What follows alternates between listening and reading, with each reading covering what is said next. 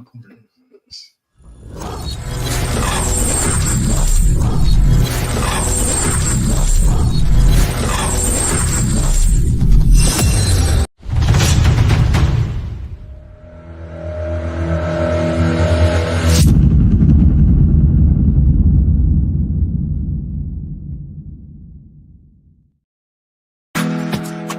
trials and tribulations, you have prevailed. Your spirit is unbreakable, never derailed. With a rich heritage and culture and grace, Liberia, you are the land we embrace. You are welcome to the Bottom Line Liberia. And that's how I would like to say welcome to this edition of the program, the Bottom Line Liberia Discussions. Tonight, we're going to be having wonderful discussions right here on this platform. So wherever you are joining us, we like to say welcome to you. You can join us via YouTube and on our Bottom Line page. Help us to share the show to your contacts and let us have some wonderful discussions. I'm going to be joined by my colleagues, Paul the Lord Chiruble and Jima Kamara, both in the UK, and hopefully Francis Mensah will be joining us from Sweden. And together, we're going to have some wonderful, wonderful discussions. Today is the 11th of April 2025. And if you're celebrating your birthday today, celebrating any occasion, your wedding anniversary, or you're planning to do anything big, we like to say congratulations to you and wish you well in whatever you want to do. While I await my colleagues to join me, let me just announce that we're going to have a guest on the show tonight. We're going to have somebody from Bong County, a prominent son of Bong County, who's going to be here tonight to discuss what the people of Bong County are planning to do. That is to have a reconciliation conference or meeting, if you would call it that way. And we'll be discussing what are some of the issues that should be on the table during that conference or that discussion or those discussions. But let me say welcome to Paul. How you doing, brother? You are mute, Paul. Okay, I think Paul is still trying to sort of something. But like I said, we're going to have somebody from Bong County with us tonight, and he will be we will just be giving you an overview of what they want to discuss. And I think the discussions might even continue hereafter from today's date. We lay hands on some of the policymakers from Bong County. We'll be talking to them, like the superintendent or some lawmakers, if we can lay hands on them. But the Bottom Line Liberia gives you the information that you need, and we are factual. We don't manufacture anything here. That's why we say we call ourselves the Bottom Line Liberia Discussions. We discuss the issues as they are. We do not inflate. We do not deflate. We do not, insult people. Everything we do with respect. Yes, we may discuss individuals when they are in the news, but we do not go after personalities. So welcome, wherever you are. Help us to share the show. My name is Linford Goa, and tonight, like I said, my colleagues will be joining us, or joining me. I consider them to be here already, so they're going to be joining me, and we'll be discussing the issues that are on the table for discussions. But while you are joining me, I wish you, like I said, happy birthday if you're celebrating your birthday today, or if you know somebody celebrating birthday today or anniversary, or somebody's getting married today, just whatever you're doing today, we want to say congratulations. And if you have any side event today, which we don't wish anybody, we want to also say we are in sympathy with you. There is the good and the bad, right? To balance life, you have to have the good and the bad. Well, as I'm waiting for my colleagues to join me, I will also let you know that we'll be doing the review of some Liberian newspapers, some major stories in the papers. We'll be doing that review. That is just talking about some of the things that have been happening in the news that you may have already heard or read about, but we will be discussing them from our own perspectives. You're watching the review of Liberian newspapers headlines that made news during the week on the Bottom Line Liberia. Please join us every Tuesday and Friday at 7 p.m. Liberian time, 8 p.m. UK time, 9 Central European time. Well, we're going to be coming to you 7 p.m. Liberian time because you see, in Europe here or where we are, it's a bit crazy. We can move the time. In the winter, we move the time behind. In the summer, we carry the time ahead, or the vice versa. Me, I follow you so much, so I don't even think much about it. That is, we move the time in the winter to save the daylight, since it's longer night than daylight. So we move the time one step behind so that we'll be able to catch up with the daylight. That's why on this average, you hear that we come on 8 p.m. Liberian time. No, we're coming on in the summer now. We'll be coming on 7 p.m. Liberian time. So always make sure that you can join us during that time, and so that we can have some wonderful discussions.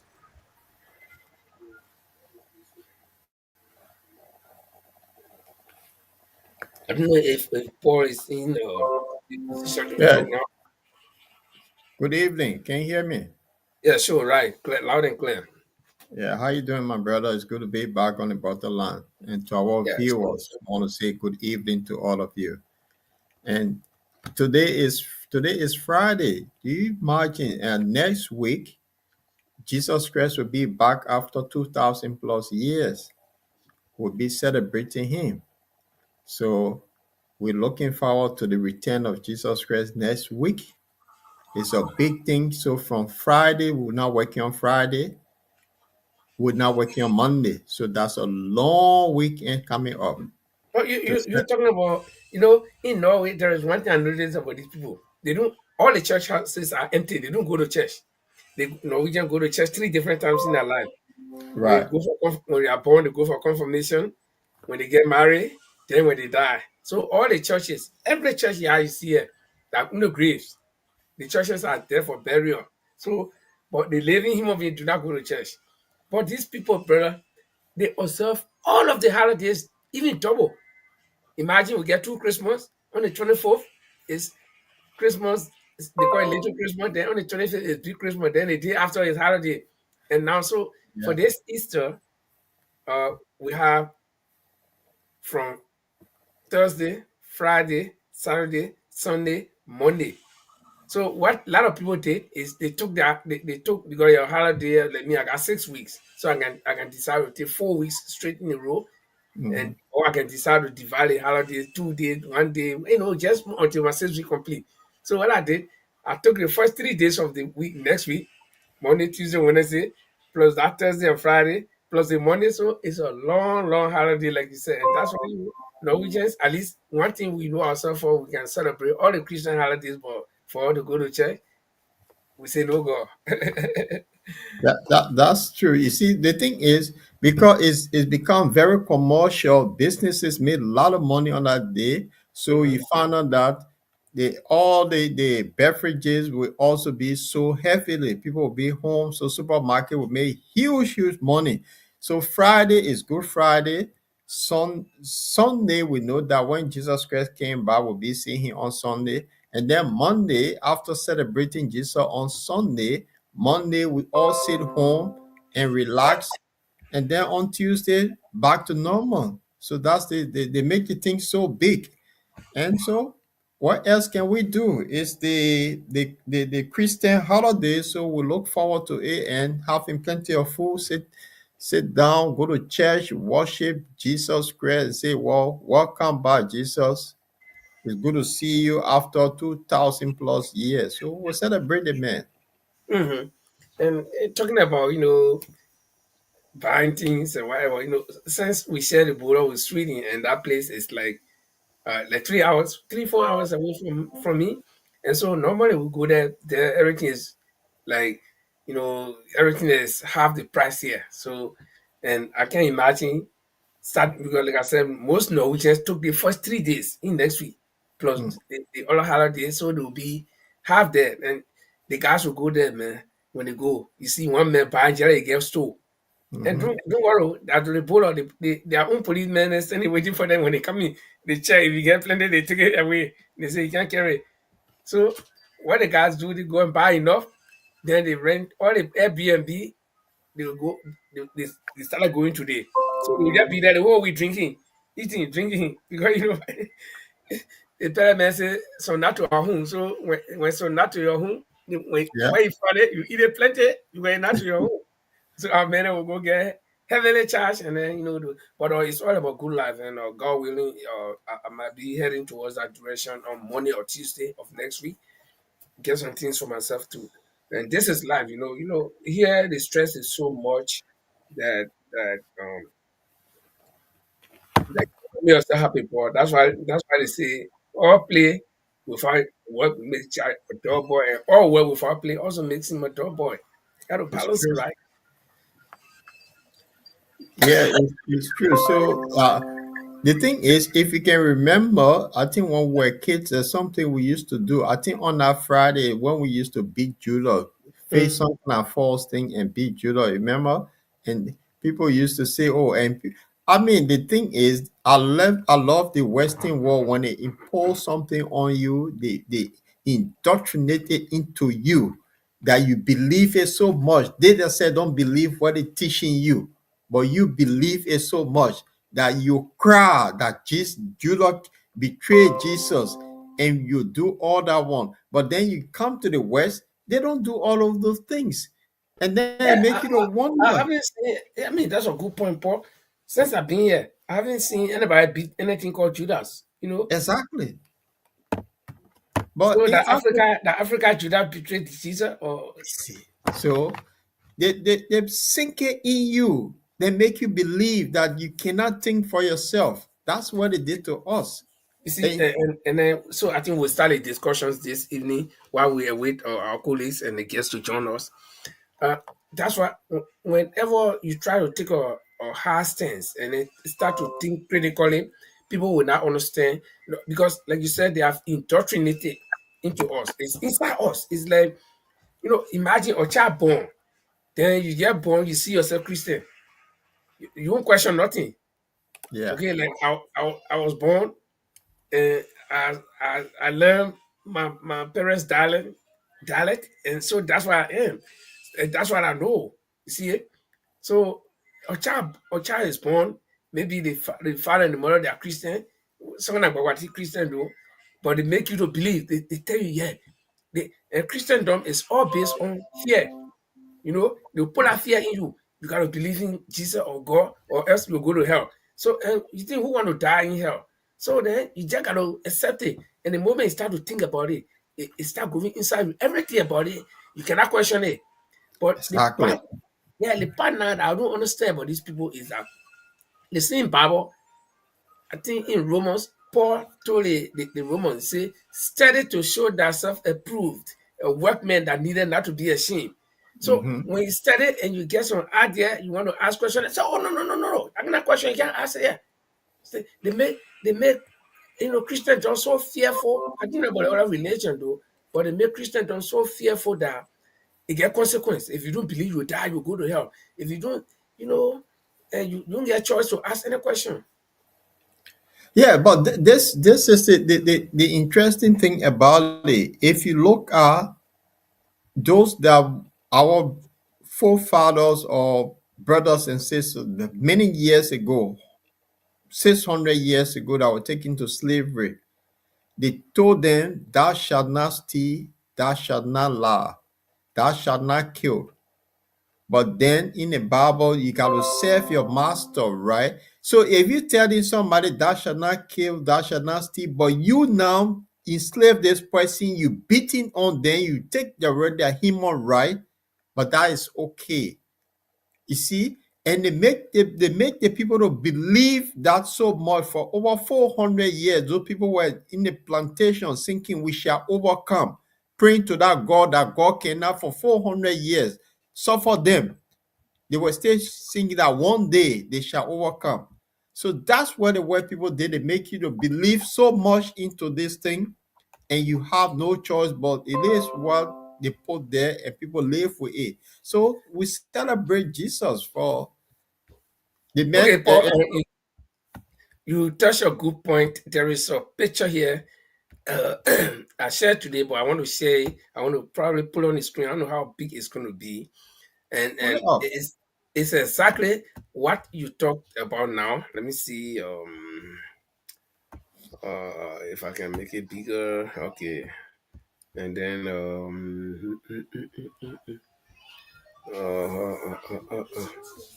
okay. Let me see if I can make it bigger. Very good. Let me go to. Let me. Yeah. So, like you're saying, it's all from the slavery, the slavery days. They make you, they put that fear in you. First, they tell you that I don't know if you can see it. Yes, I Okay, can see it. very good. Up there, there are two pictures. One here with the slaves and their masters, and down here is the Bible. But I will try to because I think the prints are very small, but from my side I can read it. See, Yeah. when the person who made this caption said when they were doing this to us, they brought what they call salvation and used it as a clutch to silence us as they stole our wealth. So you got the slave master and the slave, they serving them, and you see the people with the sunny on their neck. Okay. You press something, Linford, you press something. Oh yes. I'm not supposed to press it. Well, let me, folks. I'm sorry. I'm sorry. Technology is okay. Okay. So, like I was saying, you see the slaves and their masters. They beating these people. They got a thing on their neck. They tie their feet and everything. Then they brought it back. After doing that, then they brought it back. They say, you know what I mean? We will make you safe. You'll be safe. Eh? Can you imagine? So, how can somebody who treated you like this be your savior? Eh?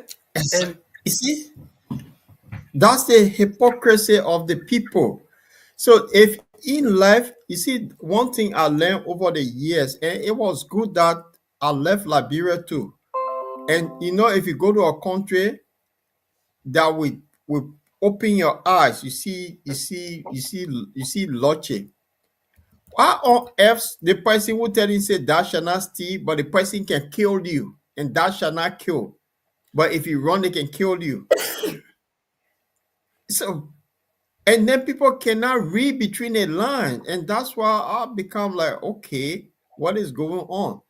You hmm, see, and yeah, the whole thing is when you start to question, and then when you the question now, people who are so doctrinated, they get very upset of you questioning yeah, because logically, and I have the thing with some African guy today at work. With this topic came, I said, but everybody know the day they were born, the year they were born. And when you die, it will be documented the time you die on that day and the year you die, right? But in the case of Jesus, we don't know the exact date that he died. But they tell you what the pagan believe that when new life come out in spring, then it become the celebration of it's the new beginning because that's where the leaves start growing.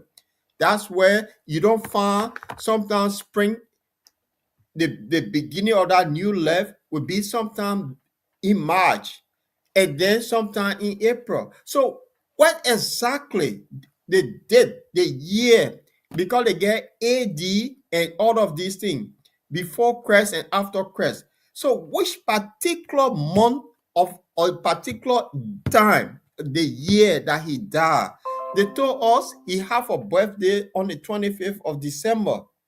But we don't know if they can give her his birth date, but they can give her a date that he died. So when you question that, those who are so doctrinated get so upset by you questioning. You just want to know. You but you see? see, it's no. Let me tell you. I remember during the wartime when we were in Greater Liberia, Taylor used to say one thing, and I apply that thing to my life. I think it's true. He said, when you're sick, you can go to the doctor or get a doctor for any sickness. If you get word, you don't get word, I want at least you went to the doctor. But if you are afraid, there is no medicine for fear. The only medicine for fear is to escape what you are afraid of or to face it. So the fear that Christianity or now we are Christian. I mean, we are born Christian. That's why we keep focus. But all religion is the based on fear to make you, because how will somebody just bring one book to you and say read it? You read all the fan story, then like all the fan. Do you remember Paul? Recall when we were small boys. Okay, at least Joseph who grew up in the interior side for some time. Our grandparents used to tell us some scary stories that even in the morning you were able to walk in the bush alone, you know, Yeah. because they said that bugu medicine and the bugu medicine swallow the picking were crying on a man calling him, he called a man, but he said, I can't the bugu medicine swallow me. So like that, that kind of thing, it grows up in your head. I remember they used to tell they say you go bring wood or you go for water. I scared. By the time I enter the bush, I imagine that bugu medicine coming to swallow me. Yeah. So this is how religion is. Because okay, what if our grandparents were just telling us sweet story? Oh, how when you eat your goat before we'll be happy. Will not be afraid? But that's how religion came. They put something there to make you afraid that if you don't do this, if you don't believe this here, this will happen to you. Okay? And nobody can point to anybody who went to hell and came back. Or nobody can point to anybody who went to heaven and came back. Nobody. And the same people who told you this thing, that the same people who enslaved you, and then they turn around and come. We that live in the women world, Paul. I guess if Yeah. you live in a separate house, your neighbor, you and him got some fence or some boundary. Okay, in our Oh women, yes. yeah, Yeah. fine. These are people who came to you. They say, just believe the book here and believe in one man called Jesus, you will go to heaven. But these people, when you and them live together, they don't even speak to you. They separate. They get a big separation between you. Okay, especially when you men of color. Okay, then if these people actually knew, sorry guys, if people actually knew that there is this golden city where everything is flourishing, you will just be enjoying. You think they will can't tell you? They will tell their family there first. They will not move from way Europe there and go Africa. Exactly. Why you can't think? Okay, these people before you African before you come to that country, at least they can see you. You can see them. They're not like the interest in the so-called heaven and whatever. You can see them physically. Before you come to that country, they make it almost impossible. They will put all the restrictions they say, you get something called visa.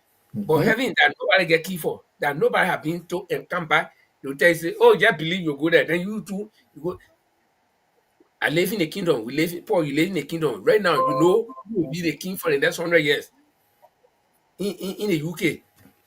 You know who will be the king or the queen in the next 100 years. Oh And yeah. It all yes, set. why people developing a country if they know that they got to move from it, they get somewhere called heaven, they'll go there, they'll be wasting their money here to develop? No, they'll be building the road to heaven so that all that car will just go there smoothly.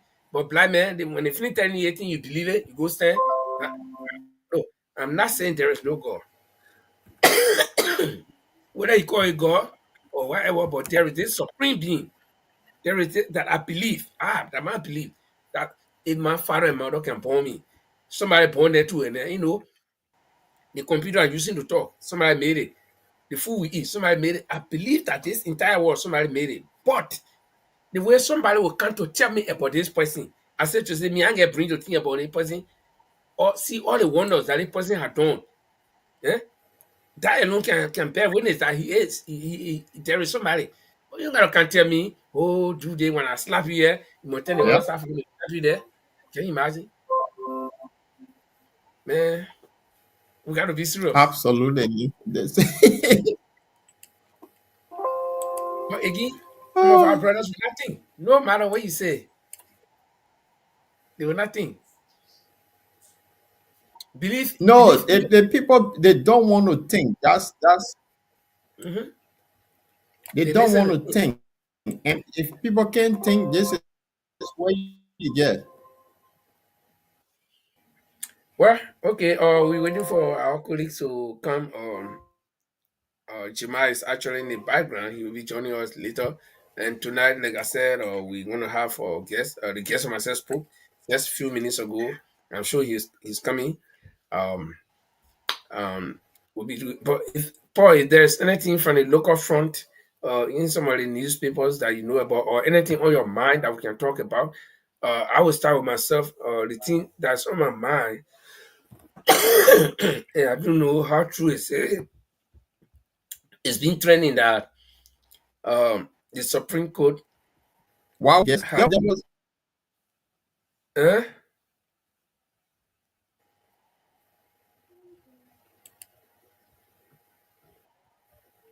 I said yesterday there was uh media engagement with the president. right. Yeah, and you see what happened is something interesting that Liberians. I will put this to our followers. Welcome to the bottom line and follow the feed. What I'm about to say here, Linford, Emit. Mm. If you see to become president of a nation, you have to be a good communicator, right? Because you have to communicate to the people that put you there. But do you know the past president and the current president, they don't communicate with their people. They shy away from the mark. What's that? If you want to lead people and you cannot talk, what is that? George Weah became Bobo because why he have the phobia of speaking because he was accused of not being educated. I mean, in a way, letter wise. Now you have somebody who have served for over 50 years in government that led a lot of ministry agency. He also afraid to talk to the people. What's that? Is that curse on Liberia? Well, people will hide behind different reasons. Uh, they will give some flimsy excuses, like in the case of George Weah. They say the man he's not talking because he's shy, he's not educated. No, but this is a man who went to campaign. He stood up among more than 10,000 people to talk. So for him to even sit them behind the microphone, where he will be sitting alone, no crowd, to just address the nation, what will stop him? That behind the microphone he's shy, but the 10,000 people that you talk to during campaign time, and among those 10,000 people, you got a lot of PhD holders. It's because that all we respect like bro. When you PhD holder, you're the biggest educated man. So Mhm. the man got 10,000 people that he talked to during the campaign time. But when he became president, even to hide himself behind the microphone, that nobody seeing him, just to talk. That one, nobody looking at you, nobody laugh at you. Your voice will be recorded. But the people give different reasons. And when you talk about the present president, Yeah. I think he should be, if anybody will not talk to the press, he should be the one. Or talk to the people, he should be the one. Because this man, he was literally seeing people putting him, I mean, I mean, try to make it, try to emphasize it, make it big, blow it out of content. He was almost like people were putting him wheelbarrow, carrying him to the people to go talk to them. So when he became president now, they say the time now he's not able to talk. But there is some hidden motive, and I will tell you the reason why our leaders, most of them shy away from talking. When you are not doing the right thing by the people, when you are not doing the right thing, it is very difficult for you to go and stand before them to talk. It's difficult because you first you calculate when I go to these people, what am I going to tell them to convince them, or what I will tell them to believe in me? Because since I'm not doing the right thing, so any leader that will face his people all the time to talk, that person is doing well. Because when he goes, that applause, that welcoming. But you go somewhere, you see the people have face star. I saw the pictures, some pictures from that media engagement you're talking about yesterday. I saw a lot of people, some of whom I recognize very well, former workmates, and they were looking at our cemetery or at a burial. Yeah, everybody faces were, like they were like sad. And, my friend, my particular workmate, I saw him like this. I said, "Hmm." I thought you were tired, but then when I saw all the pictures, and then I was concerned. But Jemai, welcome. If you can hear us. Thank you. Thank you for having me. Thank you very much. So, Jamal, I mean, there was something, I think day before yesterday, and I think it was on Tuesday or Wednesday. Oh, my. It was on Tuesday or Wednesday. And the president meant to go on Truth FN for the interview. But then later on, they canceled for some reason known to the government. And then the next day, they sent out the thing that the president will have a media engagement with all the press at the executive mansion. Why is it that, George, we are afraid to have an interview on any major radio station that, radio station in Liberia, people can call in and ask questions? Why is it that our president, the two presidents, Weah and George Weah, and President Barker, afraid for people to call and ask them questions that they don't talk to the press? If you're a leader of a nation, you should be ready for people. Don't gather on the street, but if you own a radio station, people will be able to call, say, why things like this, to explain to the people. Why are they so afraid to talk to their people? It's my concern. Welcome, Francis. Yes, guys. Well, thanks. I just here for a short while. I know this is a weekend, no more weekend, so we gotta do our stuff. I didn't see the anyway. I didn't see the show being shared, so I was wondering in the viewer chat rooms. Oh, Linford didn't share it, maybe that's why. But welcome to the program.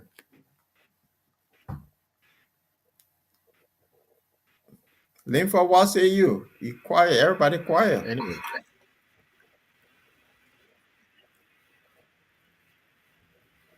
Well, I actually did share the flyer in all the chat rooms, but my phone was on charge. I just got it. So, He talking about the link for the show. yeah, that the link, but first it doesn't need link to log on though. Right. no, I actually meant the Fly and other chat rooms. I didn't see it there. Anyway, no worries. We yeah. Francis in the background, can't see you anymore. Yes. So that's the question I asked. And now I'm waiting. Why is it that people, our leaders, afraid to talk to the nation, to talk to their citizens? Jamal, you want to help me? I don't understand that. It's something Look, I'm I'm like, confused look, about. but look, Paul. Listen. It's not a common thing for presidents to go on radio station and people call in, and president have press conferences at their respective offices. That where they go and they go and the president will actually be doing it will be only a favor, but will be a courtesy of the president to go to a radio station and answer questions for the general public. The reason we got the press have the press conferences and yeah, interact. So Francis, you're right. The press conferences. So when last, because it's just the two presidents. I know Ellen was good at it, but we get George Weah and President Barker. They afraid to ask. Even when you have a press conference, it means that the journalists will ask you some tough questions. Because they don't want to answer tough questions, they shy away. So why is that? If you're a leader, I mean, you the father of the nation, or you the mother of the nation, why are you afraid to talk to the people? That's my concern. I find that really, really strange. You see?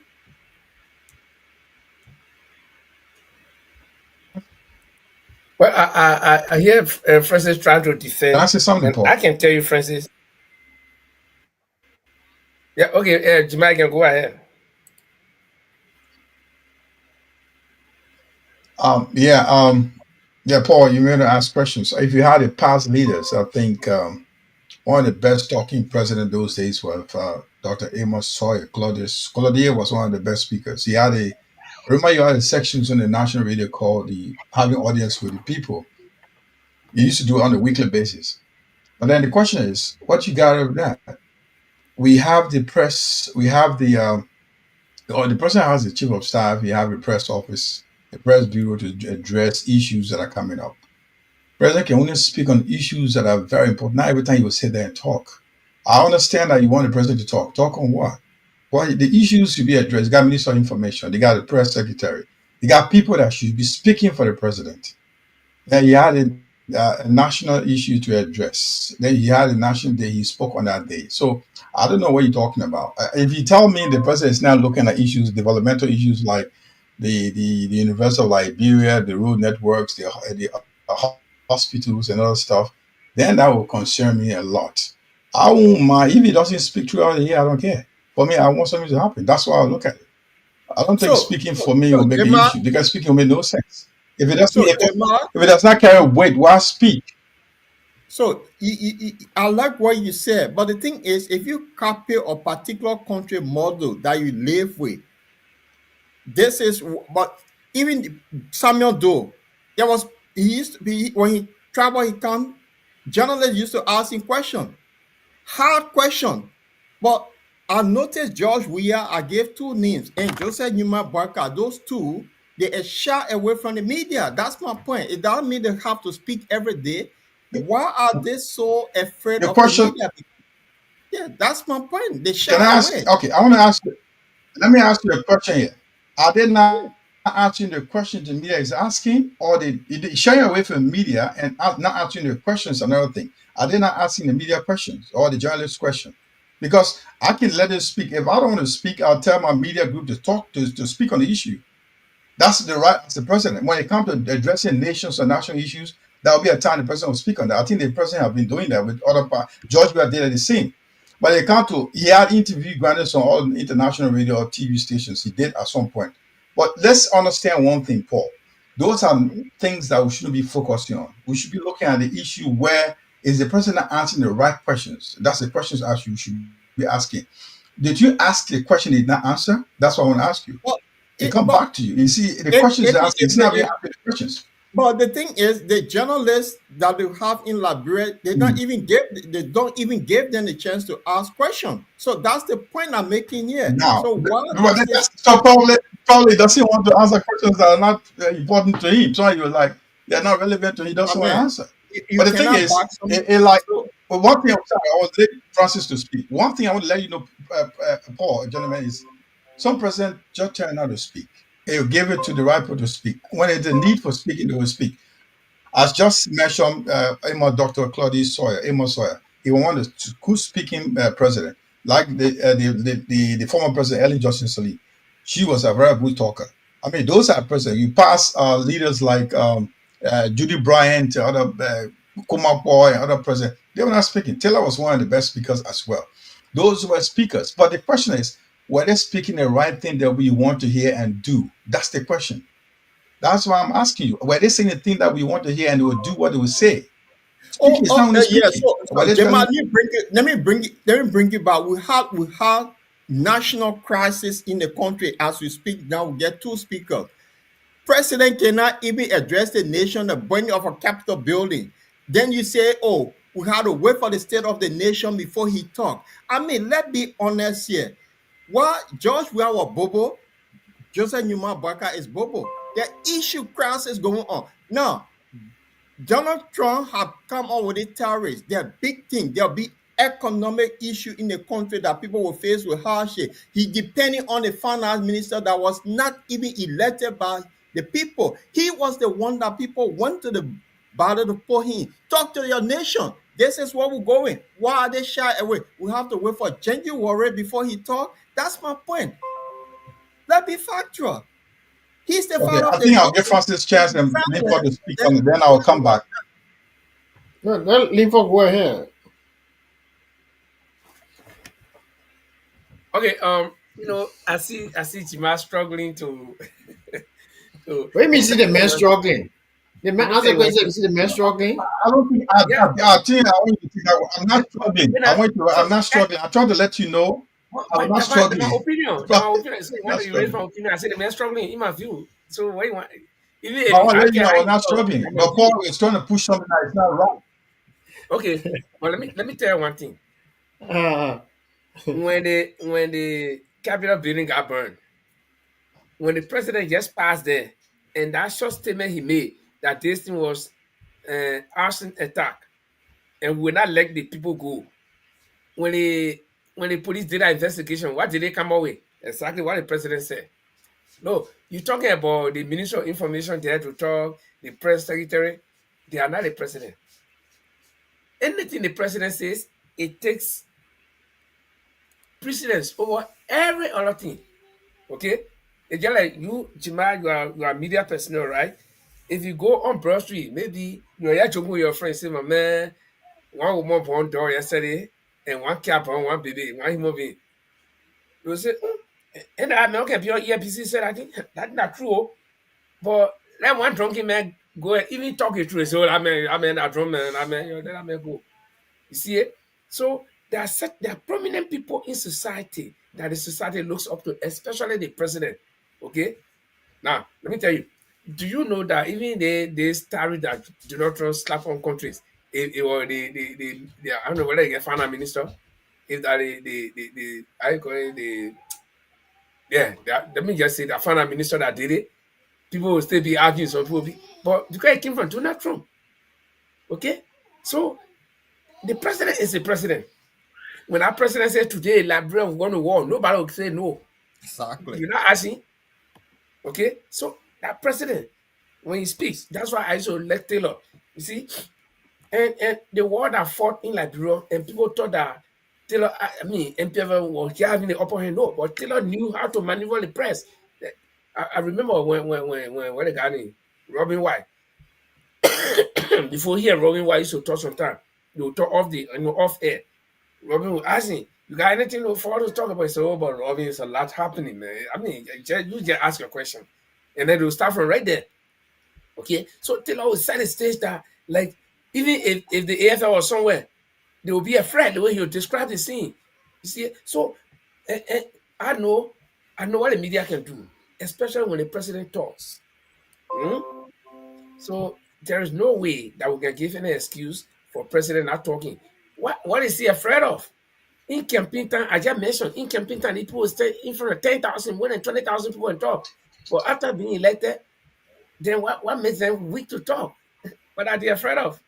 But leave for me out this. The president was in Lofa County in December and he made a statement. If you go and steal your bill thing here, that the press secretary have to come and speak on his behalf. He could have just said, look, this is what I meant. Why are they so afraid to talk to the people? That's my concern. It's not everything, oh, The because I bottom become line there is information that they are minister. not doing right by the people. No, when you see the boy Ibrahim Traore, he's always in the news in Burkina Faso because people welcome him, what he's doing. Okay, but you got government that was elected and people not doing anything. There are people not satisfied. When you go stand in front, when you stand in front of people to talk, you yourself, something will be happening to you. I Yeah. Your mean, conscience before will not get. I believe I take The exception to biggest judge that. we You have see, is the our people not conscience. satisfied. I mean, who's not satisfied? Or the opposition is not satisfied. I am not But satisfied. you got yeah, but you opposition. The reason why you're not I'm satisfied, not but opposition. I'm a Liberian. You pays are satisfied. Oh, As come far as on. concerned, the person is Francis, don't twist the Okay, topic, so man. Come so you on. certify you are regime collaborator. I would not I certify think I'm opposition, right?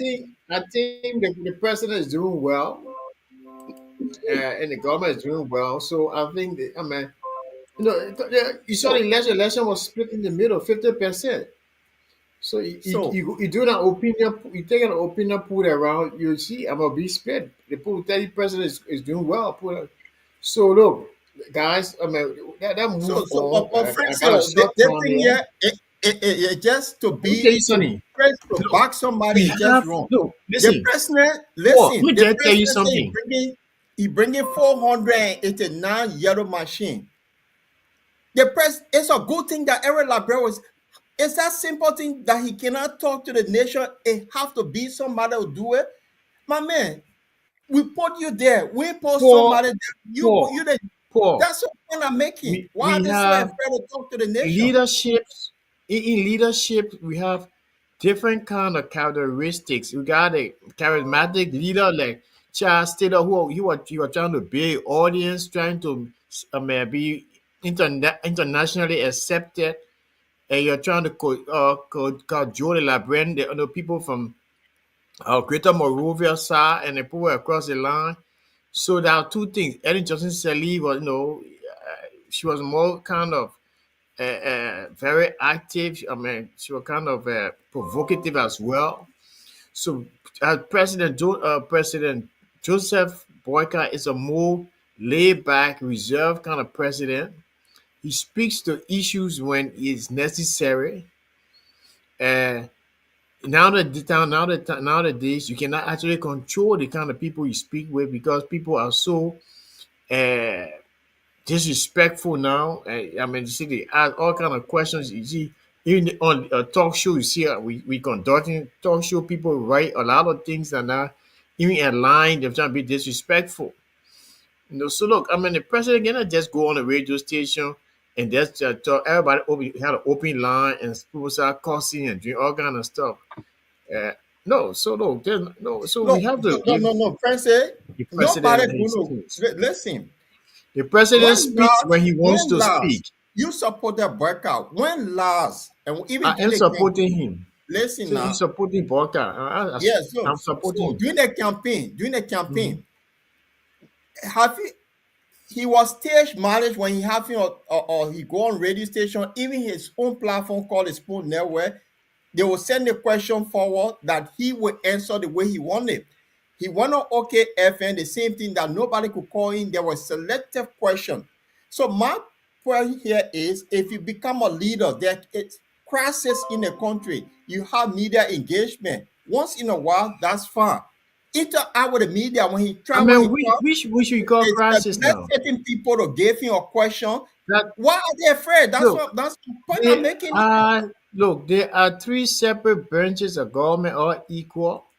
The president cannot say, "Oh, hey, yes, Richard Kuhn, the executive has already spoken. What you call it?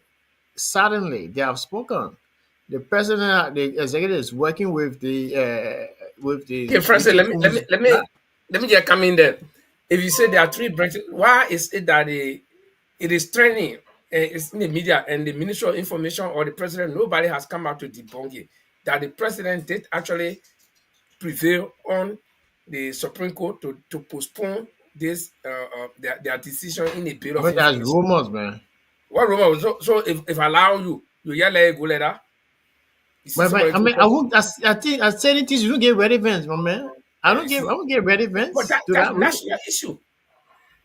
What's the? I mean, if somebody come Anyway, up with guys, speculation, with people like Francis that have it. So we have seen these kind of people before. But So the thing is, look, before we bring a guest on, I think I reference George Weah and I reference the two people, and remember United Party won on this campaign that George Weah was Bobo. They were the most experienced. So the most Listen, experienced men to become Bobo, that is just it just listen. make me sick. That's the whole thing. Paul, guys, let's be honest here. The last time there was a fire in the Capitol building, the president stopped there, which he should have not gone. He spoke there. And we say, oh, the president should have not gone to the Capitol building and speak.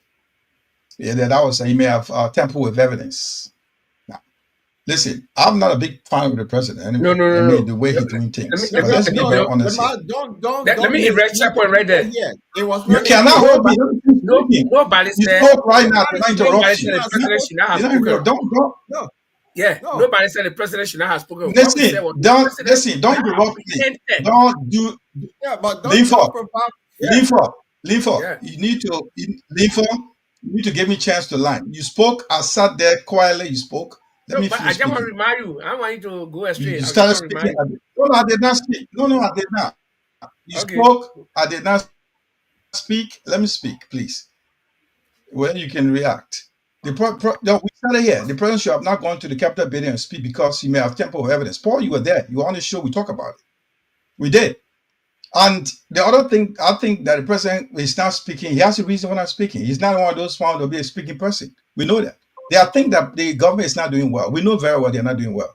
Where we should be speaking on the issue at the Capitol building is being handled. We say it's being handled. We have still a series of guests here that have been telling us about it's a political issues to be handled politically. Now it's gone to the court. Now we're waiting to court to make decisions. So we're waiting. Whatever they're doing is being maneuvered in the background. We don't know. But I don't think we should be dwelling on this person speaking on issues that why he would talk about. That to tell us why he stands on what is happening at the Capitol building. The court will decide. He could side with the majority bloc, and he doesn't want to tell us. So do we have to force him? Jamal, you can back the president all along. There was Armed Forces Day when he came in, he canceled it. He didn't talk to the nation why he canceled Armed Forces Day. It have to be somebody to tell us. There were a lot of things when military women protested, he got afraid, he did all sort of things. So I'm saying to him that a major issue are happening. He refused to talk to the nation. He was elected. He saw to tell the nation why he canceled Armed Forces Day, for example. So it's not only Capitol building I'm talking about here. The issue, why is he shying away from the media? Because George Weah did the same thing too, and now he's doing it. And they ran on the campaign that George Weah was Bobo. So they elected him. So now he cannot be Bobo like George Weah. That my question is, Okay, guys. The media. We can spend the whole night on this topic. I will send my grand, Francis will send his grand, Jima will send his grand. So, but we have our guest in the background, and let me just bring him on. Mr. Garsinii, do you hear us? Yes, I do. Hi, gentlemen. Okay, great. Right. Yeah, but I don't know, your computer seems to be a little bit far away from you, and so Far away from me, huh? How is that? Yeah, okay. I think we are good now. But Francis, they are looking so far away. Francis, I look. My man, wait, are you doing? You sleeping already?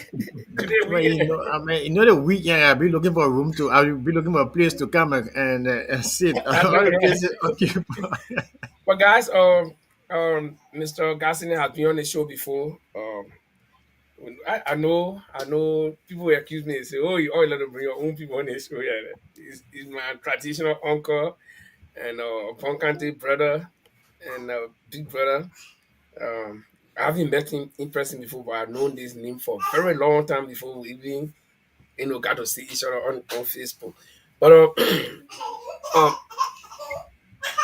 sorry guys, there will be somebody kind of noise around here.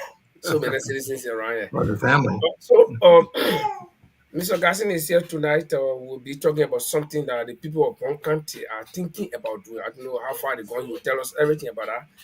That is to have something called reconciliation. I don't know whether it's a conference or meeting or whatever. But just before he does that, we let him to tell us a little bit about himself, and then we can take it from there. Welcome, sir. Thank you. Thank you very much. Well, my name is Dennis Garsinii. I hail from Bong County, the Cocoa region. I live in Minnesota. I transitioned home. I decided to come back and visit for a few months, and I will be heading back to Liberia. And that's how much I can say. My wife lives there, and so being away from her is not an option. I have to return as well. It's nice to be a part of the show. Okay. I think, guys, let me kickstart the show. Let me kickstart the question because since I'm from Bong County, we are hearing that Bong County people want to have reconciliation. Is that true? That's what I've heard. In fact, I read that. I read about it also in the media, and there was a public pronouncement by the chairman of the Bong Legislative Caucus to that effect. So yes, it's a reality. Now, the question one I especially would like to ask is Bong County. I don't know, those of you who took part in the elections, you may know the number of electoral districts that we have in Bong County, but I know about district number one, where I come from, which is the largest district in Bong County. Mhm. So, what is happening in Bong County that people need to reconcile? Is it sectoral or is it the whole of Bong County? Well, I'm confused. The last time I checked, I've not heard Bong County people fighting each other. No war in Bong County. Nobody's fighting. So, what you guys want to reconcile? Well, I guess we have not heard anything because the battle in Bon County is not physical, but certainly there has been some battle going on in the back, and for so long the county has continued to suffer at the hands of those who cannot reconcile their differences. From time since 2006, when we entered the Second Republic, the caucus have never been unanimous. They have always fought among themselves. Even now, it's still going on. And the issue at Capitol building even made it worse. The county has to reconcile. I don't know the format that they're using for that, but I know that, again, like I've said over and over, before you can talk to the people to reconcile, the caucus members need to reconcile themselves because there are segments in the caucus who don't speak to each other. And I'm bothered by that because if I take the phone to call one of the one of the representatives who is not talking to another representative, I might be accused of siding with that person, and it makes life in the county very difficult. And so the reconciliation is important. How it will go about I don't know. But again, my point is that the caucus that is a battle with each other needs to first of all reconcile before they come to the people themselves.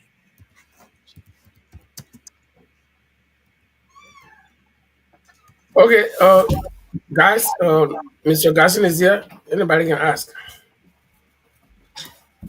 Uh, Welcome, Mr. Cassini. Jamal here from Manchester. Welcome. Thank you. Sir, just quickly, when you sound like that, you sound to me like the issues in Bond County is similar to any other county. Like, it's not political. They could have political differences, and why would you want to talk about? I think there are major issues we know, like there were Bond County, one of the counties that was seriously affected by the war, and the issues there are many other things that have not been settled. I think that's what you're looking at. But I'm looking at it. Why you sound more political to me, where the caucus is now settling issues among themselves. Could you be a little bit specific and tell us, like my colleague just asked you, what is really happening here? It's not a little bit clear. Will you be more clear to me, sir, if I can get you well? Because what you sound to me much of political issues than being more of a traditional or ethno issues or religious issues in one country where you expect various groups to come together and settle some thing that's really affecting developments in the county, if you mind. Well, it's not only political. It also has to do with sectional misunderstanding. Take, for instance, um, the county sitting will make a decision on what projects to undertake. Some some segment of the county is left out of that process, and that doesn't sit well with them. Uh, the matter got even worse of recent after the elections. Um, Representatives or members of the caucus went in the district or in the county, different districts that they had, and start replacing chiefs. And that is not their role. If I can get this correct, I think that's a role of the executive, and they shouldn't have any part to play there. But that is what's going on, and that has become even more chaotic now. Some of the people that got removed, I mean, they're right now in Monrovia, meeting with the minister. They weren't supposed to be removed, but yet that's what happened. And those are some of the reasons why there is chaos right now in the county. Um, the party felt that even some of the people that voted for them and supported them, in my case, I ran as an independent. My own supporters also fell victim to that process. They got removed, even though they were supporting Unity Party during the elections. It's special interest. And when you start doing that, removing people, this is what CDC did, Joy Taylor did that in the past, and everyone condemned her. Now I'm seeing the same thing happening right now. So again, that's just not a genesis of the problem, but that's part of the problem that we have in the country. It is rampant. So it's not just political. It has to do with developmental, and it has to do with sectionalism as well.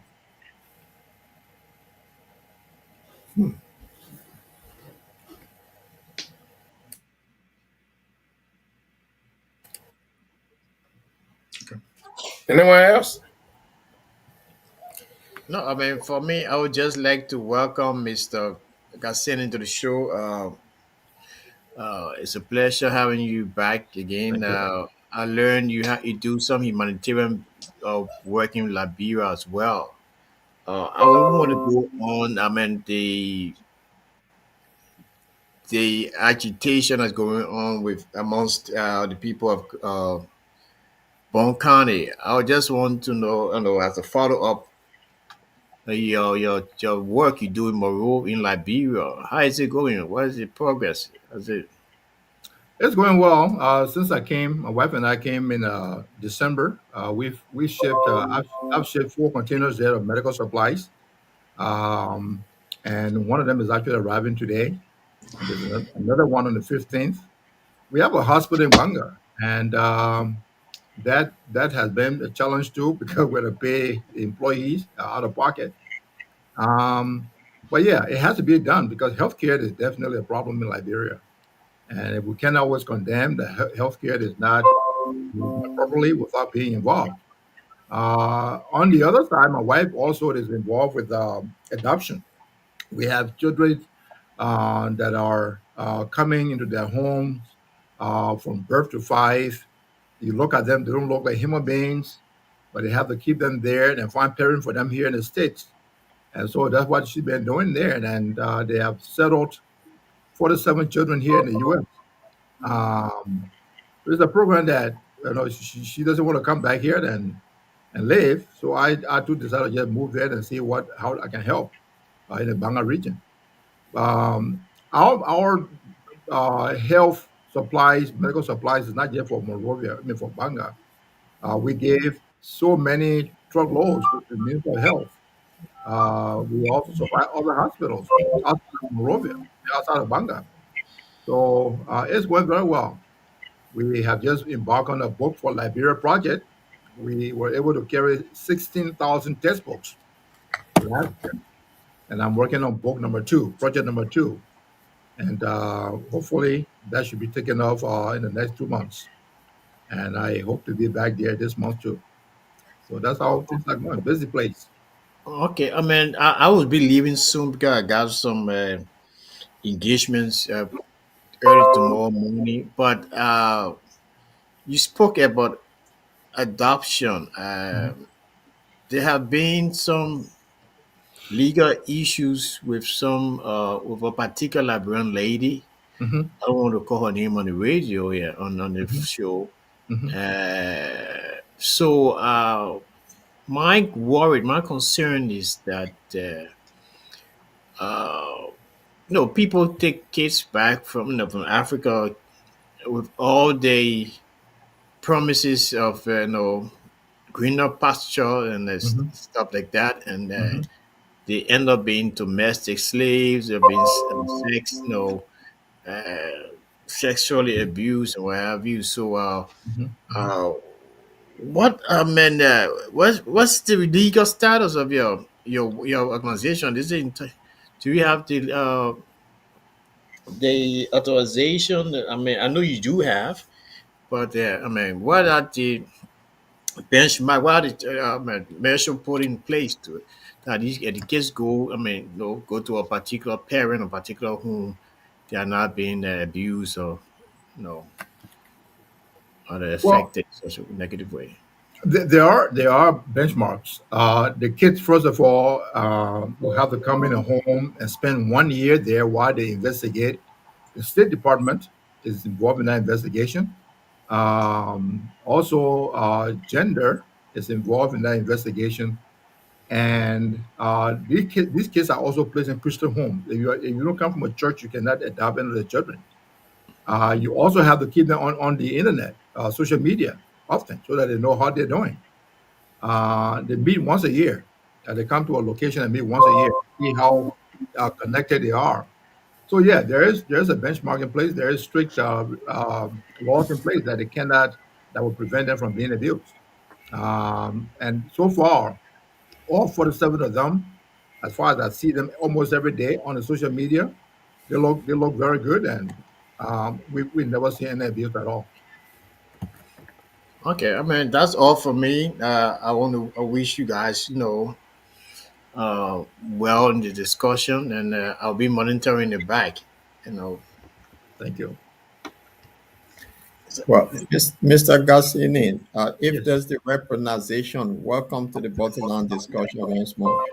Well, And the reconciliation or that is taking place, that will take place, is that mhm. because for many years now we've been hearing this story about upper and lower bond.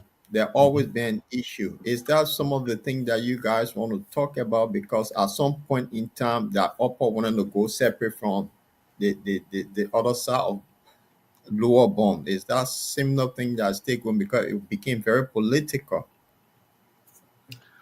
I won't say yes, because even growing up in the 70s, I noticed that was the case in Bong County, but not anymore. People are working together, both upper and lower. Um, that said, there are still elements of it, but that's not the real factor here. The real factor again is how people take, for instance, one senator or one representative will say, okay, I'm appointing people to or recommending people to the president. Those are the people I got control over. And then they become somehow loyal to that person, and it's just a difficult place right now. And I see there's a room for reconciliation, and I hope that it will be okay. But again, we have to put all the elements in place and make sure that we're not causing more damage than good. So uh, yeah, the upper and lower, no, it's not really a factor right now in the county. Right. You talk about the representative. For example, we know that we were just talking about the capital building before you came onto the show. Mhm. We know that somebody, I don't know what Bon Mines area, I don't know whether it's lower or upper. So if you can educate me on that one. But there's a guy from that end called of Family. Representative Famule who is further involved in the crisis in the house, and Mhm. people have been complaining about him. So is that some of the things that you guys are talking about, just electing us? What's happening? Well, that's part of the problem. Formula was part of the minority bloc, um, and or is not majority. He was a pioneer of the whole thing. Um, but what happened is that, take for instance, Marvin Cole, Eugene Colley. Those are Marvin Cole is from District Number 3. Eugene Colley from District Number 5. Those are expelled members of the House of Representatives. I don't know for what duration, but that in itself brings about a division as well. Because, in as much you would think that the senators are not involved in this fight, yeah, they are deeply involved, just as the president is involved. Um, how do we solve the problem in Bong County? Again, uh, when I said that they need to reconcile their differences, I wasn't talking about the national legislature. I was talking about Bong County caucus. If they're fighting among themselves, which has been the case all along, had nothing to do with upward or lower, they have to have some settlement. And until that settlement is done, the other thing is that power authority can be abused sometimes. People will say, well, I'm making a decision because I'm the chairman of the caucus. But when you make decisions that are not in line with the other members of the caucus, you are causing problems as well. And so those are some of the issues that need to be settled in the county, and many more. I don't see them fighting physical fights, but yeah, there's serious problems in the county.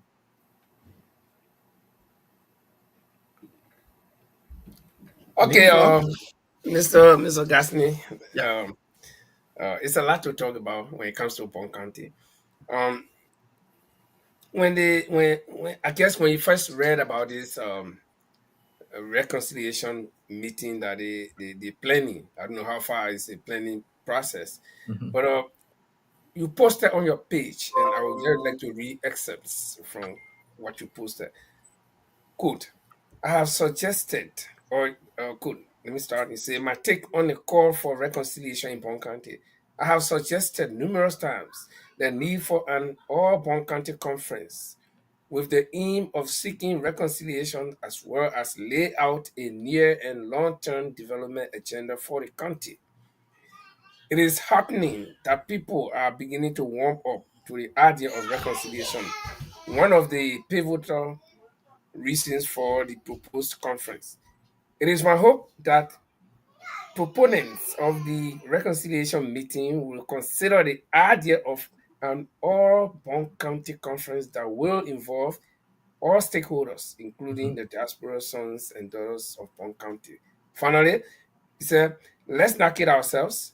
Bong County has significant issues that hinder its progress, and finding lasting solutions to our problems requires proper planning and execution.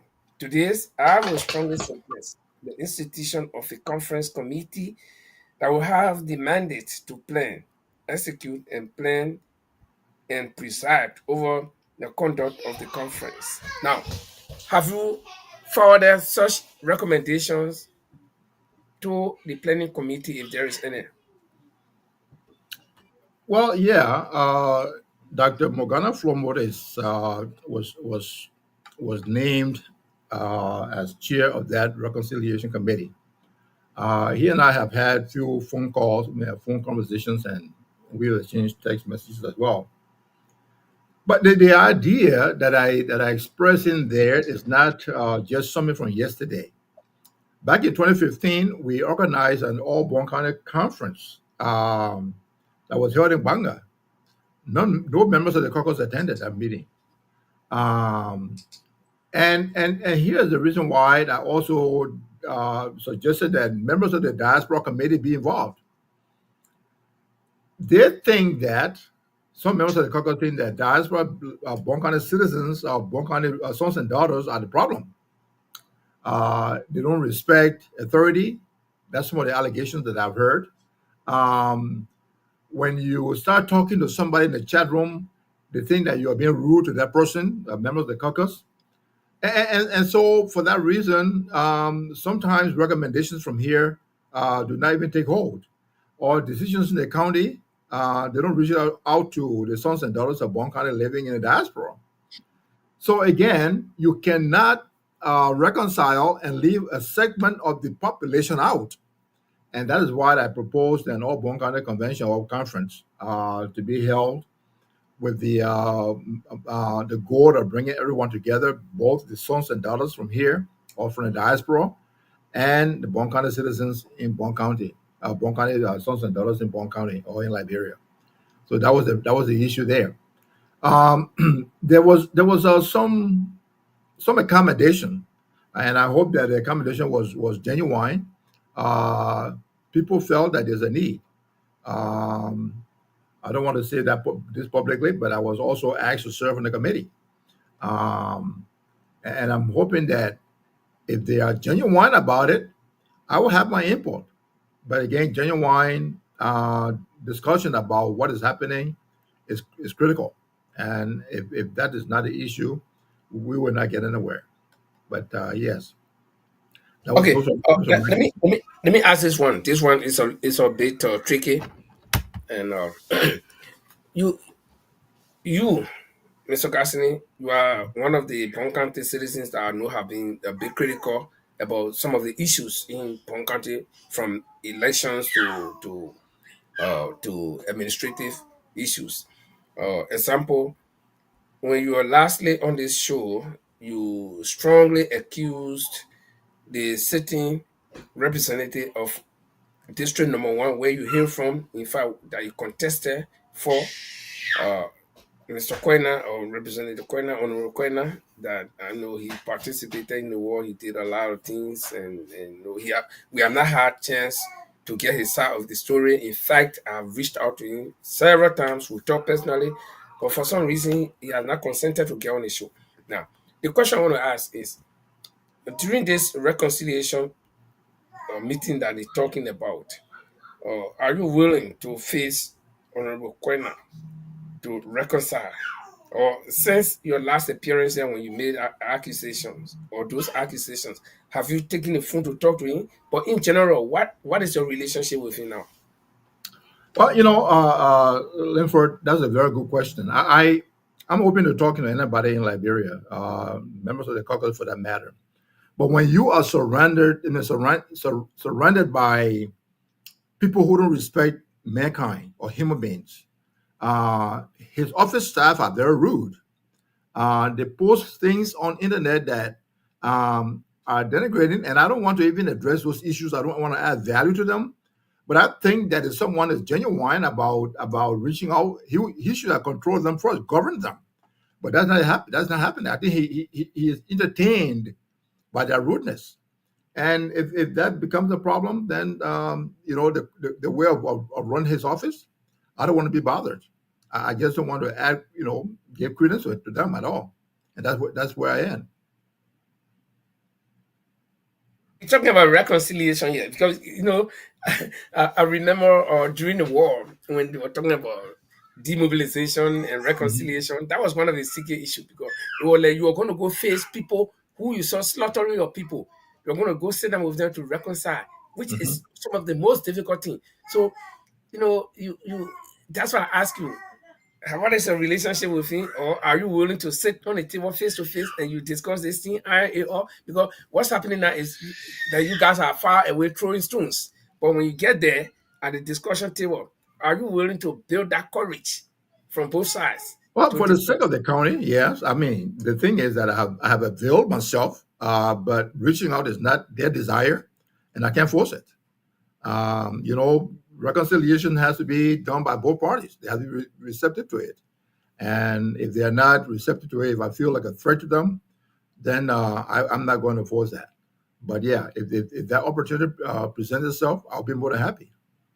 Okay, because just before my colleagues come in, because the thing is a charity begins at home. We Mhm. want to we Bong County citizens want to reconcile. Okay, so like Paul mentioned, we got upper and lower Bong County. I don't know whether we get the east and the west too. So if two people from the same district, in fact, who wanted or who have the urge to lead the district. You had the urge, you didn't have the opportunity, and the other one had the urge and he had the opportunity. But if the two of you cannot reconcile, and then you want to reach out to people from Sanekole, or Sanoye, people from Salala, they will say, but people from Pong County, from Kokuya, or from that district or what cannot reconcile and somebody want to come to us. So this is why I'm asking this question because no matter what, reconciliation must be a bitter process, a process that should not be easy. Mhm. So that's why I asked the question. But I don't want to take much of the time, so my colleagues can come in. But if you want to address that, you Let can me address let me come there for a minute. it. The same positions that I hold right now about the war crime court is the same thing that is happening in District Number One.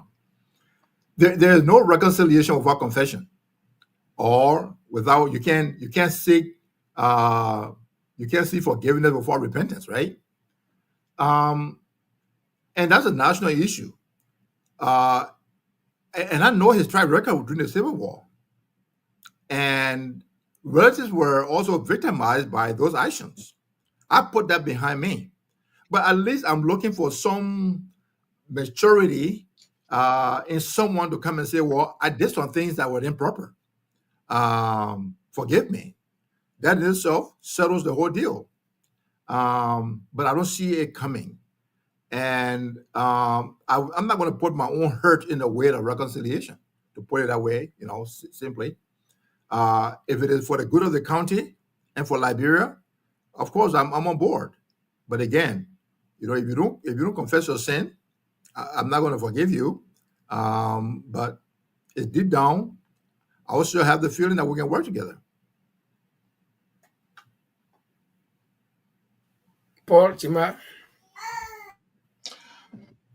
Yeah, thank you, Honorable. Quickly, I think you seem to be one of the persons that got a good heart for the county. And I just want to ask you, first question, I'll go back to you. I know you have some concerns or interest in the Mount Coffee hydro power plant. I'll go to that question later. But question, do you have hope in the process that you vying for right now, the process of reconciliation of Bong County? Do you believe they're going to happen? It will happen if people are straightforward, forthcoming. Let me put it this way: most of the hurts in the county come from the leadership. The leadership has to be prepared to come to the people and say, "Well, listen, guys, I have been in the leadership position, but some things, some decisions are not right. So I'm prepared to change." If that be the case, I mean, there's going to be nobody to stand up in the way and say, "No, I cannot." But until that is done, it's going to be a challenge. Um, Even with the challenge again, I'm hoping that there will be a reconciliation because the county needs it. The county is backward. The Bong County that I know is not the Bong County that I see now. It's really, really backward because of the infighting and the division, the vindictiveness, the hate, the jealousy. I mean, you name it. Those are all elements of what is driving the county backward. Mr. Garsinii, Yeah, don't you quickly, think? I want to go back to stay. Go on, Jema. Okay. No, Paul, go on. Go on, Paul. No, follow up, follow Okay. up. Mr. Cassini, the thing is, I'm talking about Bonkan is one of the traditional drilling. Okay, Bonkan is one of the traditional drilling counties in Liberia in terms of chiefs, all the traditions. I didn't hear you talking about the elders getting involved, and you tell me probably part of the planning committee where problem where it's not working from the top. You go to the Palava Hall section, so they honor the barber tree where we settle down issues. Those things are. Is it something you guys are involved in? Is it something the planning committee is involved in? Well, the chiefs themselves are tinted. Um, when you have a chief that is poor, he had nowhere to get around, and somebody from the top, the hierarchy of power, give them one pickup. Um, there's nowhere to stand. Um, I don't think the chiefs had that much influence in the county anymore. I mean, sad to say. It's not like when we had the Barrows, the Pangmais, and all of that. It's not the Bon County that we know. So chiefs don't have that much clout anymore like they once had.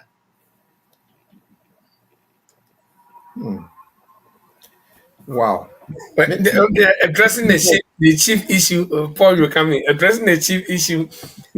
You take my mind to the days of the Charlie Two, you know, yeah, Exactly. and yeah, and those are people who, when they talk, the whole district or the whole country talk, okay, Yep. yeah. But again, I mean, this is the era that we find ourselves in. But quickly, let me get ask. Um, the scene Bong County is where the chief zone now, the chief of the elders come Hmm. from, and Yeah. from you and ma's own district, almost our own clan. Yeah. Okay, how involved? Because you try to make it look like they are compromised and in a way, but on the county level, forget about the national level, where probably from the top somebody give them maybe the government from the top level give them something. But Mhm. let's look at the local level, the county level. How informed would they be?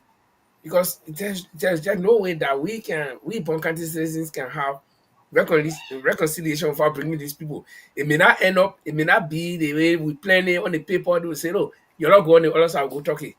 Then now it will be in the hands of the chiefs. So how involved are they? The chiefs themselves are not that involved. I'll give you one example. Besides the chief that you're talking about, there's another chief that is housed right next to my house in Banga. Um, uh, he's like almost the head of the county because I mean, the amount of gratitude he receives, the amount of gifts that he receives from government officials. You think that kind of chief is going to stand in the face of one caucus member that say you did wrong? It's going to be tough. And so they have been compromised. Their seat at the table is necessary, but their positions, respectively, have been compromised. And so it's very difficult for them to have that kind of weight, like the Charlie Two you're talking about, like David Gombo you're talking that we once knew, like Bibo Shoe that we once knew.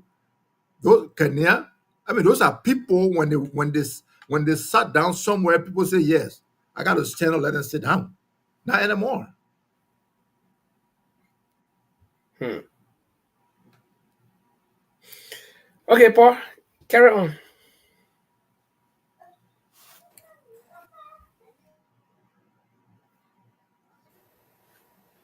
Yeah. Mr. Garsinii, Yes.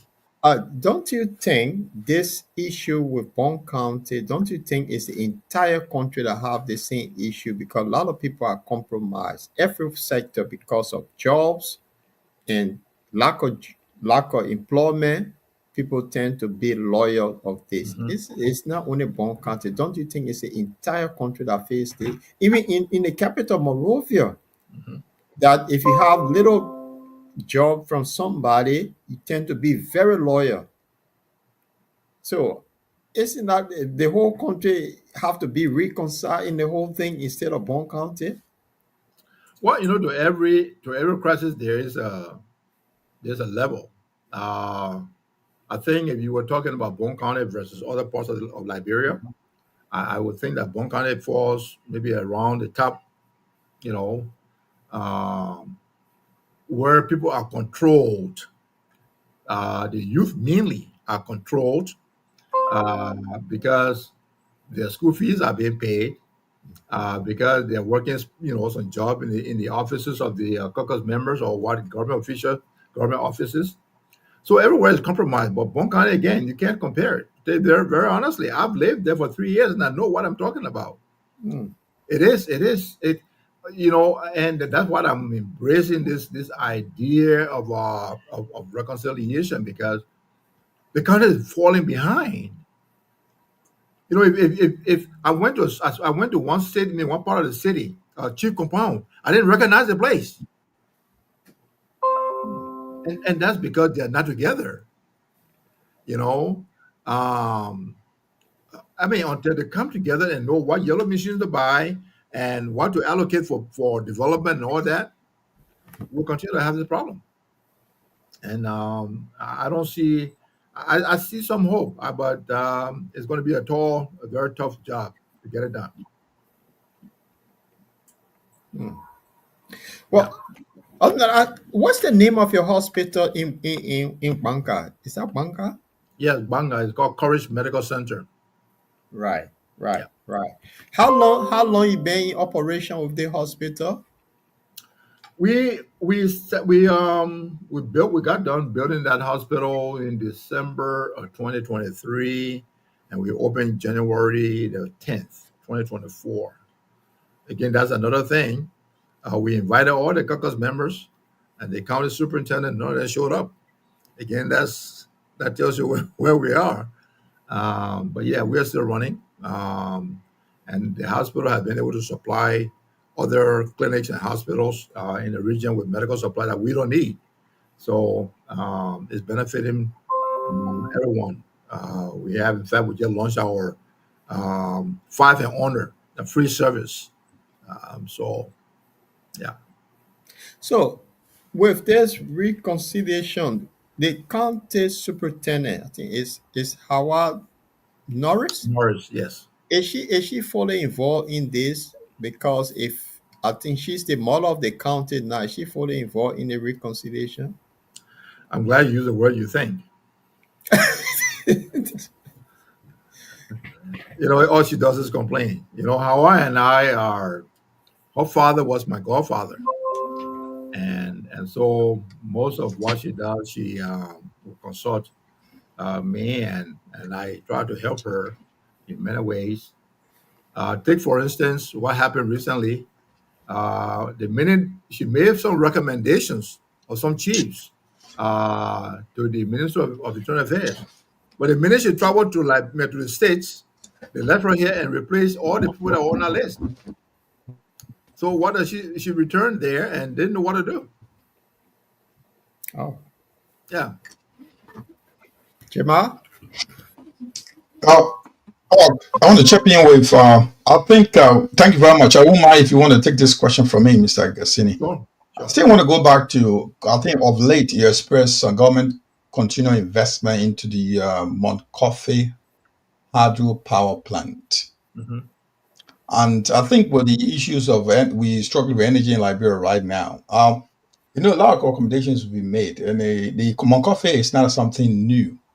Hmm. Is this something like you're talking about, or you got some money to put behind it, or you got some investors that you want to introduce to the government to make sure we don't go through these challenges we're having with electricity in Liberia at the moment? Well, one of the problems that Liberia has is that we don't do feasibility studies. Projects that we want to undertake, we don't. St. Paul River is not a river to house a hydro. It is one of the shallowest rivers that we have in Liberia.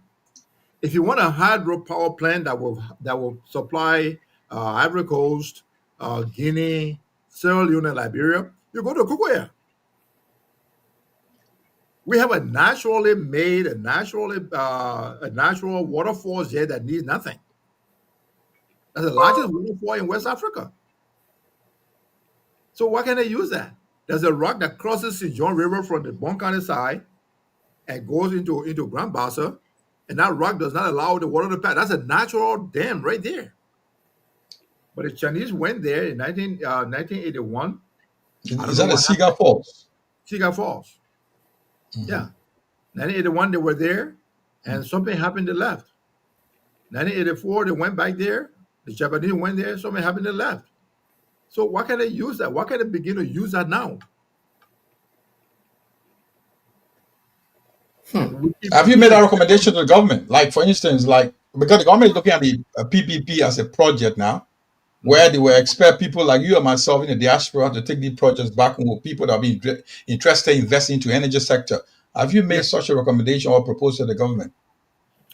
Well, we tried to make a recommendation, but then it got sidelined by what's his name, McGill. McGill wanted to buy the whole fall. This was 2022, and because of that, his desire, nothing happened there. But again, we haven't made any follow up of recent. But that's something that we need to start doing. In fact, to turn the place into a tourist area as well, and not just for hydro.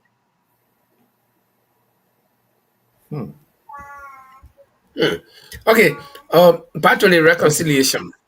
I guess this Josephine VCK,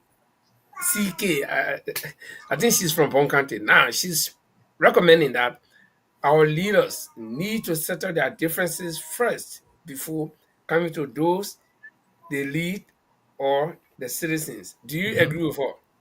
That's the point I made from the onset of the show. When you have Eugene, Polly, uh, Marvin Cole, they don't talk to the caucus chair. They're now on speaking term. So then, how do you conduct the affairs of the caucus? Um, the other guy, Fambule, talks to Eugene and talks to Primway, but he's not in good books with other members of the caucus. So this is a real problem. That's what I said, that they need to reconcile with him before they can come to the people. So you see, it gets sticky the more you go into detail because the PP people, so to speak, right? They're not Mhm. talking to each other. Somebody said, "You now how to circumcise snake, but who will hold it here?" Yeah, Now, how are you guys going to get these people on board? Because Primo said, "Man, me, I'm not going there because I can't talk to the other one." Then, Colette say, "Oh no, but I can't talk to the other one." So, how would the whole thing here be? That's why I would have loved to talk to the planning committee. How are they envisioning it? Because Well, we not just talk about you say, okay, you can the town crier say everybody you can meet they come. You got to really convince these people, give them mhm, reason why they should come to sit down with somebody that they can talk to. You know, exactly, exactly. Again, that's what I said that they have to be genuine. If the leadership from which everyone is crying knows that there are some things that have gone wrong, face the reality. Bring your people together and say, look, listen, guys, I've been in leadership, and I know this is just the first. I mean, this is his second year as a caucus chair. So I'm not suggesting that all the problems in the county start with him, but the problem in Bong County has always been deriving from the caucus, whether it was Joel Taylor as a chair, or Henry Yalla as a chair, or Honorable George Boba as a chair. That has always been the consistent trend of the caucus.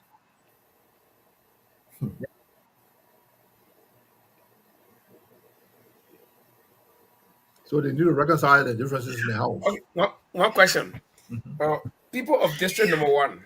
Yeah, I have talked to friends and some people. They got one complaint against you. They yeah, have, in fact, they got several complaints against you. But sure. one of the main one is you took your hospital project from the district that you wanted to become representative for and took it to, I think, Sultan, Kweta Mula. But What's that the one, like, district yeah, called? that's district number two. Okay. So why did you do that? Well, we weren't building a clinic. If we were building a clinic, I would love to have it in Kokoya, right? Or in district number one. But where's the electricity? We have incubators. Uh, we have ultrasound machines. We have oxygen concentrators. How are you going to run that in the district? So we were looking for somewhere that has electricity. And even when we moved in that area, there was no electricity. We had to wire the place. We had to electrify the whole building. Um, JEP charged us $9,000 to run the wire. Even with that, the power is not constant. Then we had to go and buy our own generator too. Just imagine if that was in district number one, it would have been worse. That means I would have been running electricity 24 hours, and I don't have that capacity. So again, the other thing was that sickness had no border, and we felt that the population that needed the district, the medical assistance more, are the one from Palala to all the towns, and then Banga region there in district number two. And so we decided to build the facility there. Yeah. But somebody will counter that argument when you talk about population from Palala. Now, look at the history. Go to Pututa, go to Bekon, okay, go to Changuatan and all these small villages around there, right? Hmm. Now, those are people who need medical attention more than somebody in Palala. Palala, as you and myself know, from the time we were all growing up, Palala have always had some medical clinic. Going to from Palala to Banga is 20 minutes. Now with the road condition. Hmm. Okay, so between Banga and Palala, you got Kwetamula, where you got your hospital. Yeah. So somebody take 10 minutes from Palala to Kwetamula. So there, somebody can also go from Palala to Ganta. So depending on the situation. So people will argue that people in the rural area, especially our area, they will need that medical attention more than the people on that side because they already got a facility, Phoebe right there in Banga. Okay. So that's one of the argument that I'm making, that why did you take the center to a place where the Oregon or concentration of medical centers or medical facilities? Well, Linford, also, maybe this is something that you weren't aware of, but I built a clinic in Bogota. There's an active clinic in Beckham. Okay. There's an active clinic in Rockclosure. The last time I left those period at 1974. There's an active clinic in Bartown. There's an Okay. active clinic in Yellowtown.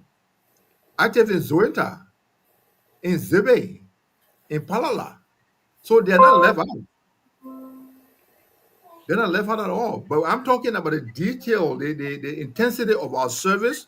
It could not have survived in district number one. Right. Right. If you can see You are talking about the hydro Marcoffee, Mhm, and you build a hospital in an area that you have electricity, but it's not constant. mhm. So if you look at renewable energy, why don't you also have solar system on your tail? One of our followers had just said that you can Mhm. have a solar system, although solar system will not cover the entire hospital, but for places, say the refrigerator in the hospital, the theater room, that you have solar system that is there, so you have Mhm. abundance of current Mhm. 24/7. Why Mhm. don't you consider using solar system in your hospital? Well, we actually we started the process. We talked to a local contractor, getting them. Again, when you talk about Liberia contractor, to talk to them is easy, but then for them to really accomplish what you want from them, they wouldn't do it. There were so many times they would tell me, "Well, we'll show up to take an assessment of what you need," and they never showed up. So right now we are working with another company out of Virginia here that will be able to give us some advice in that direction. But definitely we need solar because we are expanding on the facility next year, this year, later on this year, and I don't think that the electricity is adequate enough to serve the facility. Right. Even you can reach out to me too, because I'm into renewable energy. I've done a lot Good, in And then you Liberia. pay, you But pay, wait a good to minute, know. that's something Good important to you pay here. a know. advertisement fee. I'm The glad. reason I'm glad. why I'm glad. the reason why I brought this out, Yeah. because the solar energy become a backup to the Yes. generator or the main grill. But Hmm. then there's key area within a hospital that solar system you set Hmm. it up is reliable. That's And right. those are the area I'm talking about, the theater, the Sure. maternity wall, all of this. So it can be the entire hospital. But now Hmm. the lights within the facility of the building, they can all be on solar, all Yeah. of those lights. So that's why we can talk after this program, and we can seek advice from me. So Okay. Definitely. I will. I will. I will. I will seek you after Okay, here. For that man. quickly, and we will be introducing you to somebody who also involved into these hospital management applications that he's doing it from Europe on a very very some. So we'll also introduce you after Paul. Anyway, Garsinii, I'm quite moved by your information, especially on the medical level, where we have some issues of healthcare delivery problems in Liberia. Mhm. How do you face these challenges with the financing, the resources? How did you go about this? Is this from your pocket or is being helped? You got support from someone else? We have no outside support. We built that hospital. It took us 2 years to complete it. Self-funded. Like I said, the operations. The reason why we decided not to turn over to government was because we wanted to make a difference. We were introducing some services that you would not find in Liberia. The only reason why we have the problem right now that we have not been able to inaugurate all of that is because of poor internet service. But we want to do telehealth. Want to do one of the problems again Liberia has is that people are not educated on what to eat, and so most of the people in Liberia get sick because of what they're eating. And we want to launch a healthy food education program at the clinic, I mean at the facility. So these are things that we will be, we are looking at. Um, but yeah, it's there are needs. And the other reason too is that we decided to because all of my warehouses are in Monrovia. If I have to, like for instance, they container that arrive tomorrow today, I have to pay $700 to move the things from there to Banga.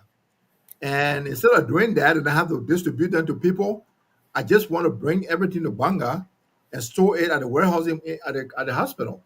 That makes it easier for me. And so yeah, I know we still have a lot of work to do there, but I'm quite sure that we will be able to accomplish those. let me make a quick Yeah, yeah, announcement. quite. I'm sorry, Jamal, let me make a Paul. quick Quick, let me follow something. Yeah, quickly, if you mind, plus Paul, will you mind, please, announcement. Paul? Right. Go. So for I understand that you just commence operations at the hospital. So Basically, the all the finances for your pocket and everything you've been doing. So you've been operating on the loss right now, or you just doing out of humanitarian service. Oh, definitely. We're not getting. Take for instance, we have been paying our staff out of pocket since we started. Not a single month that the hospital is able to sustain itself in that direction. So every month, we all our employees take pay by the fifth of the month, and that has been out of pocket. How long can you go like that? So are Well, you that's a looking for? question. Okay. Yeah, that's the question Um, I want to ask because how will you continue with this? How will they continue? Because if it's we come out of the we pocket at some we point, are we well, are I reached to the point it can't continue anymore. yeah, we are looking at other options. Once in a blue moon, someone from, take for instance, the adopted parents from that adoption agency, they reach out to us and say, we want to bring a mission, a mission trip, doctors there, but we want to write the cost, and then furthermore, we'll help you. Um, and that is in the works. It has not, it hasn't taken on yet, but we're quite sure that in some time that we'll be able to get those assistance. And I know that the hospital will run profitably, but for now it isn't. And the reason for that is the poverty rate in the country.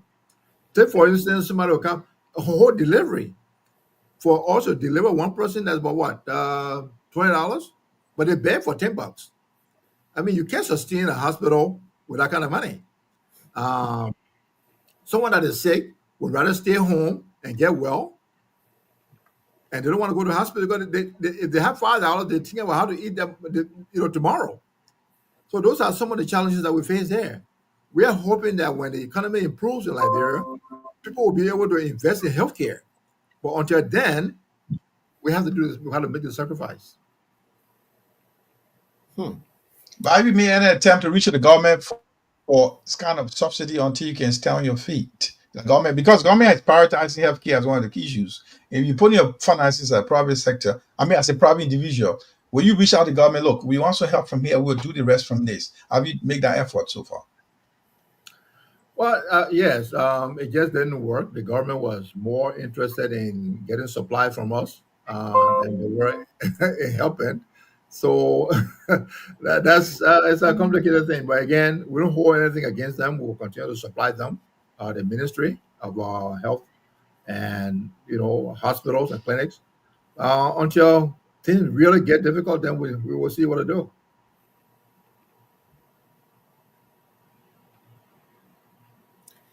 Well, Jamal, I just want to make a quick announcement for those of you that are following us for the first time. Kindly click on our bottom line discussion page, and whenever we come on, you'll be notified. So we see new names here tonight, so I'm just asking them to click on our page and also share the show. This is very interesting. Yeah. Okay. I don't know if I can jump in quickly. Mhm. Politics. All the Don't work get you're doing. don't get me there. Building clinic, hospital far away from your district, and then you also supporting other clinics in your district and doing all these things. Are you going to be pure businessman or do you want to run again? And for what office?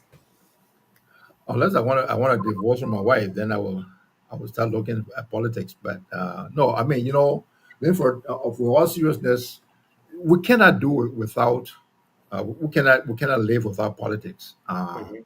We don't have to necessarily run for office, but we have to stay engaged, and that's where I am. I will be engaged in 2029, not for any position, but I want to make sure that the what we have now will not be a mistake again. But Um, suppose the people petition you for maybe the senatorial post. it's far fetched. Hmm. Why? Aren't you ready? I come from my wife. My wife is a private individual. I have to really do some twisting of arms to agree to something like that. And Hmm. she's not the one I want to do it. Whose arm I want to twist. Hmm. Because there's a reason why I'm asking a question. Mhm. You went for the representative, position, you didn't get it, but you are still engaging the people in the district and even beyond. And the people might just see reason and say, "No, listen, the people we trusted have not done what this man is doing as a private citizen. So probably we can push him to the next level or probably at the same level." That's why I'm asking the question. I can't say no, but again, it's going to be a discussion to have. The time is still too early. Um, I also have to look at my age. Um, those are factors. Uh, Mhm. yeah. What is that one thing that you want to tell the Bong County citizens finally as they engage each other for this reconciliation conference? What is the most important thing that you think they should tackle first? Linford, growing up in Bong, uh, we had a house, right? The House of Representatives did not have offices like you do now for each caucus member. I mean, each caucus member. They all sat in one big open space, right? Before the war, they either agreed with each other at the time or they don't. But at least because they were occupying one space, they interacted every day. Um, my advice to the people of Bond County is to look at the county itself, not self-interest. I think self-interest have become, there are two things that are destroying our country: self-interest and party interest. We're not really following the interest of the country anymore. And the minute we invest more in the party or self, then someone is left out, and that's the country or the county. And my plea with them is that they really do need to look at how they can do the county justice by doing the right thing. I've always said this: I am who I am today because of the investment that our forefathers, you know, made for me. Imagine if the Kuyons, the Pangmais, the Cassels didn't do that, I wouldn't be where I am. So I want to leave the same opportunity for generations to come. And we cannot do that in this kind of very toxic environment. And as such, we need to really reconcile and do what is Finally, right. from my end, and then Paul or Jima can come in. I'm closing now. That's my closing question. You have already identified the problems from our discussions here. I see that we know exactly what the problems are or what some of the problems are. Mhm. Or the problems merely exist at the higher level, the country leadership, from representative to chiefs and all this kind of stuff.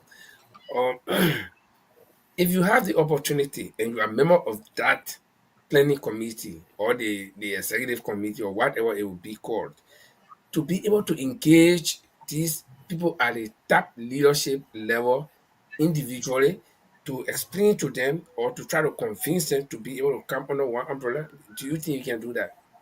Oh, yeah. I mean, one of the good things, one of the best things that I know going for me is that they all respect me. And I respect them individually. So I'll use that opportunity to sit with them. Um, But if you are not commissioned, do you want to do it by yourself? I mean, do you see the need well, to do yeah, it? it's ongoing. I'm not in Liberia, but I'm having individual discussion with them here.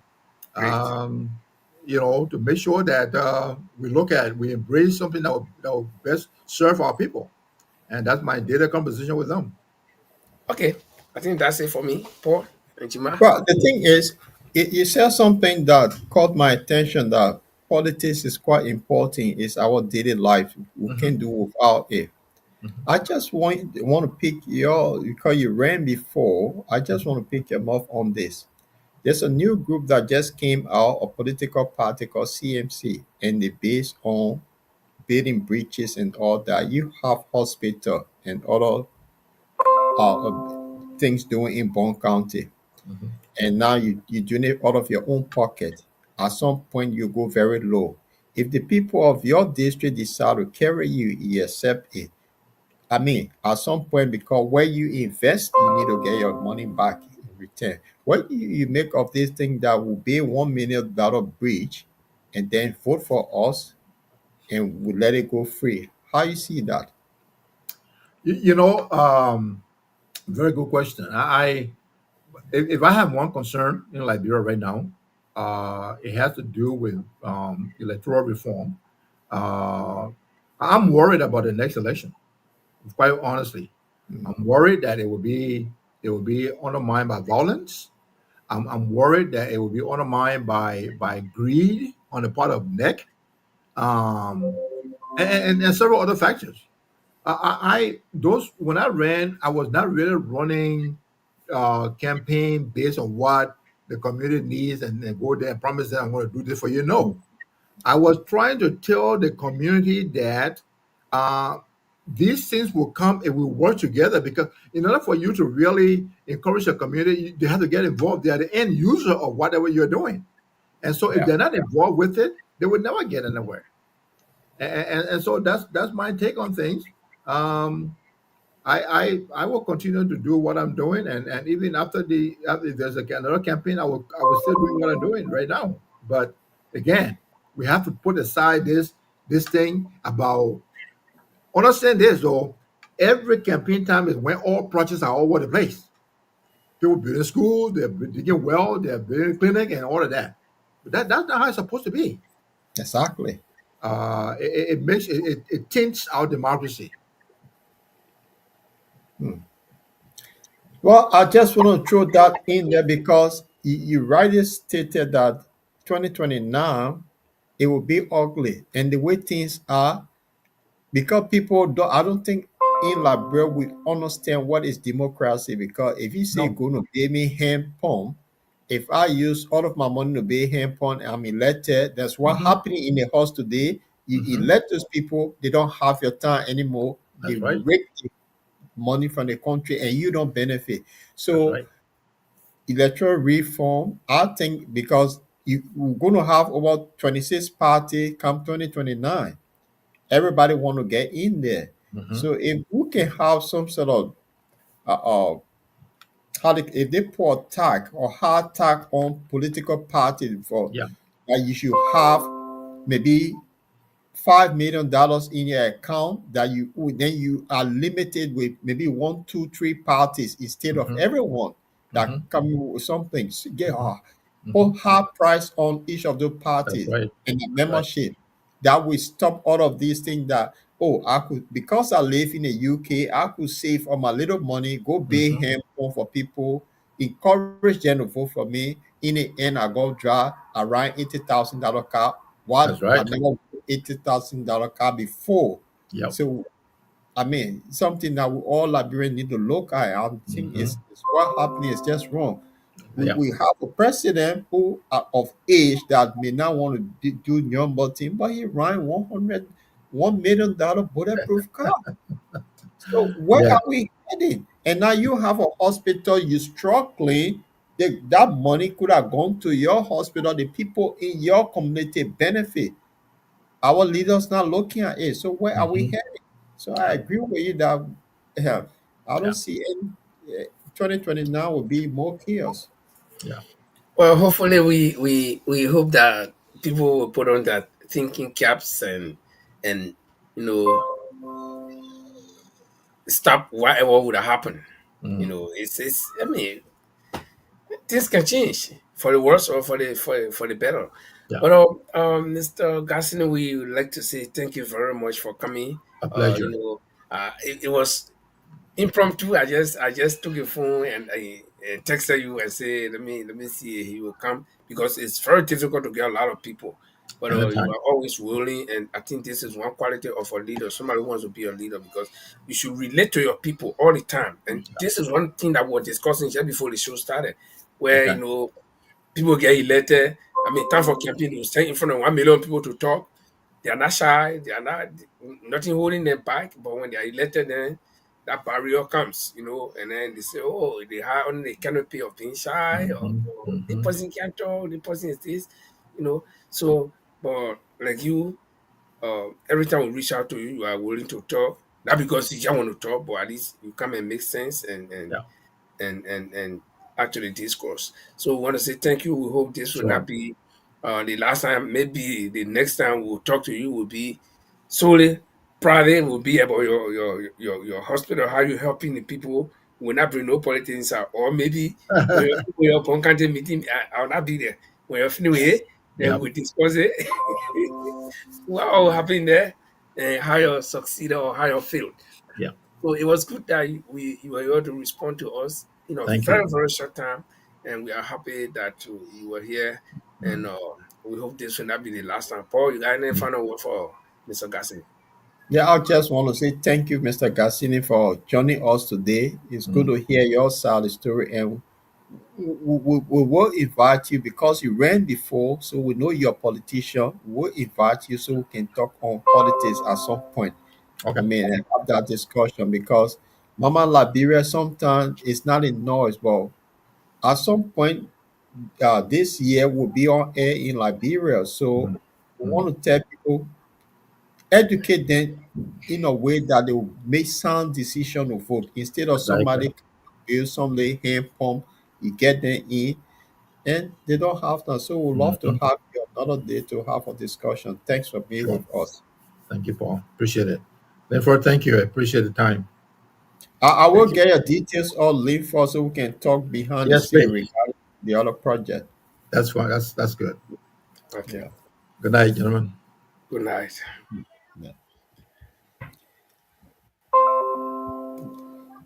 Yeah, link for I think it was a good discussion tonight.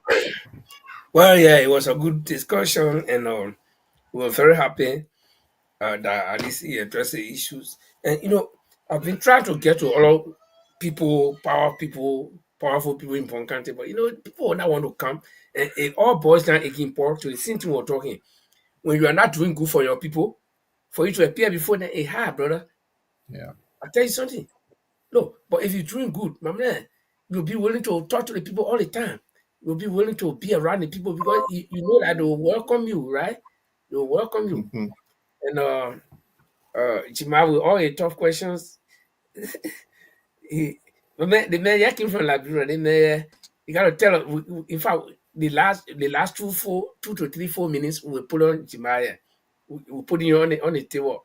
Tell us exactly as a panelist on the show, and you were in Liberia. What is your assessment? Tell us. You're not in Liberia again, so don't be scary. Tell us all the good things that are happening there and all the one you think you're not satisfied with. You put him on the spot from what level? No, My man, any level. link for Yeah.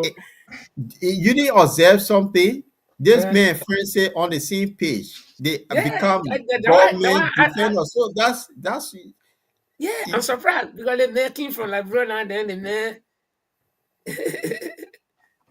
the man. You No, see, you it's must say guys. It's not like that. No, it's not like that, guys. What we're trying to do, it's not like I'm not. Let's be honest here. I do have a lot of issues with the present leadership, with a lot of things that are not doing well, and which I'll be frustrated after a year, and with the president with the level of experience we talk about, and there's no improvement in certain area. I'm really concerned. It has to do with healthcare, education. Those are things that are like road network, gentlemen. Those are things like worries me a lot, and I think like we shouldn't be. I mean, be very sympathetic to the government. We should put their feet to fire if they have come to power to make some changes compared to the we are government, which we think that we're novices, bunch run the government.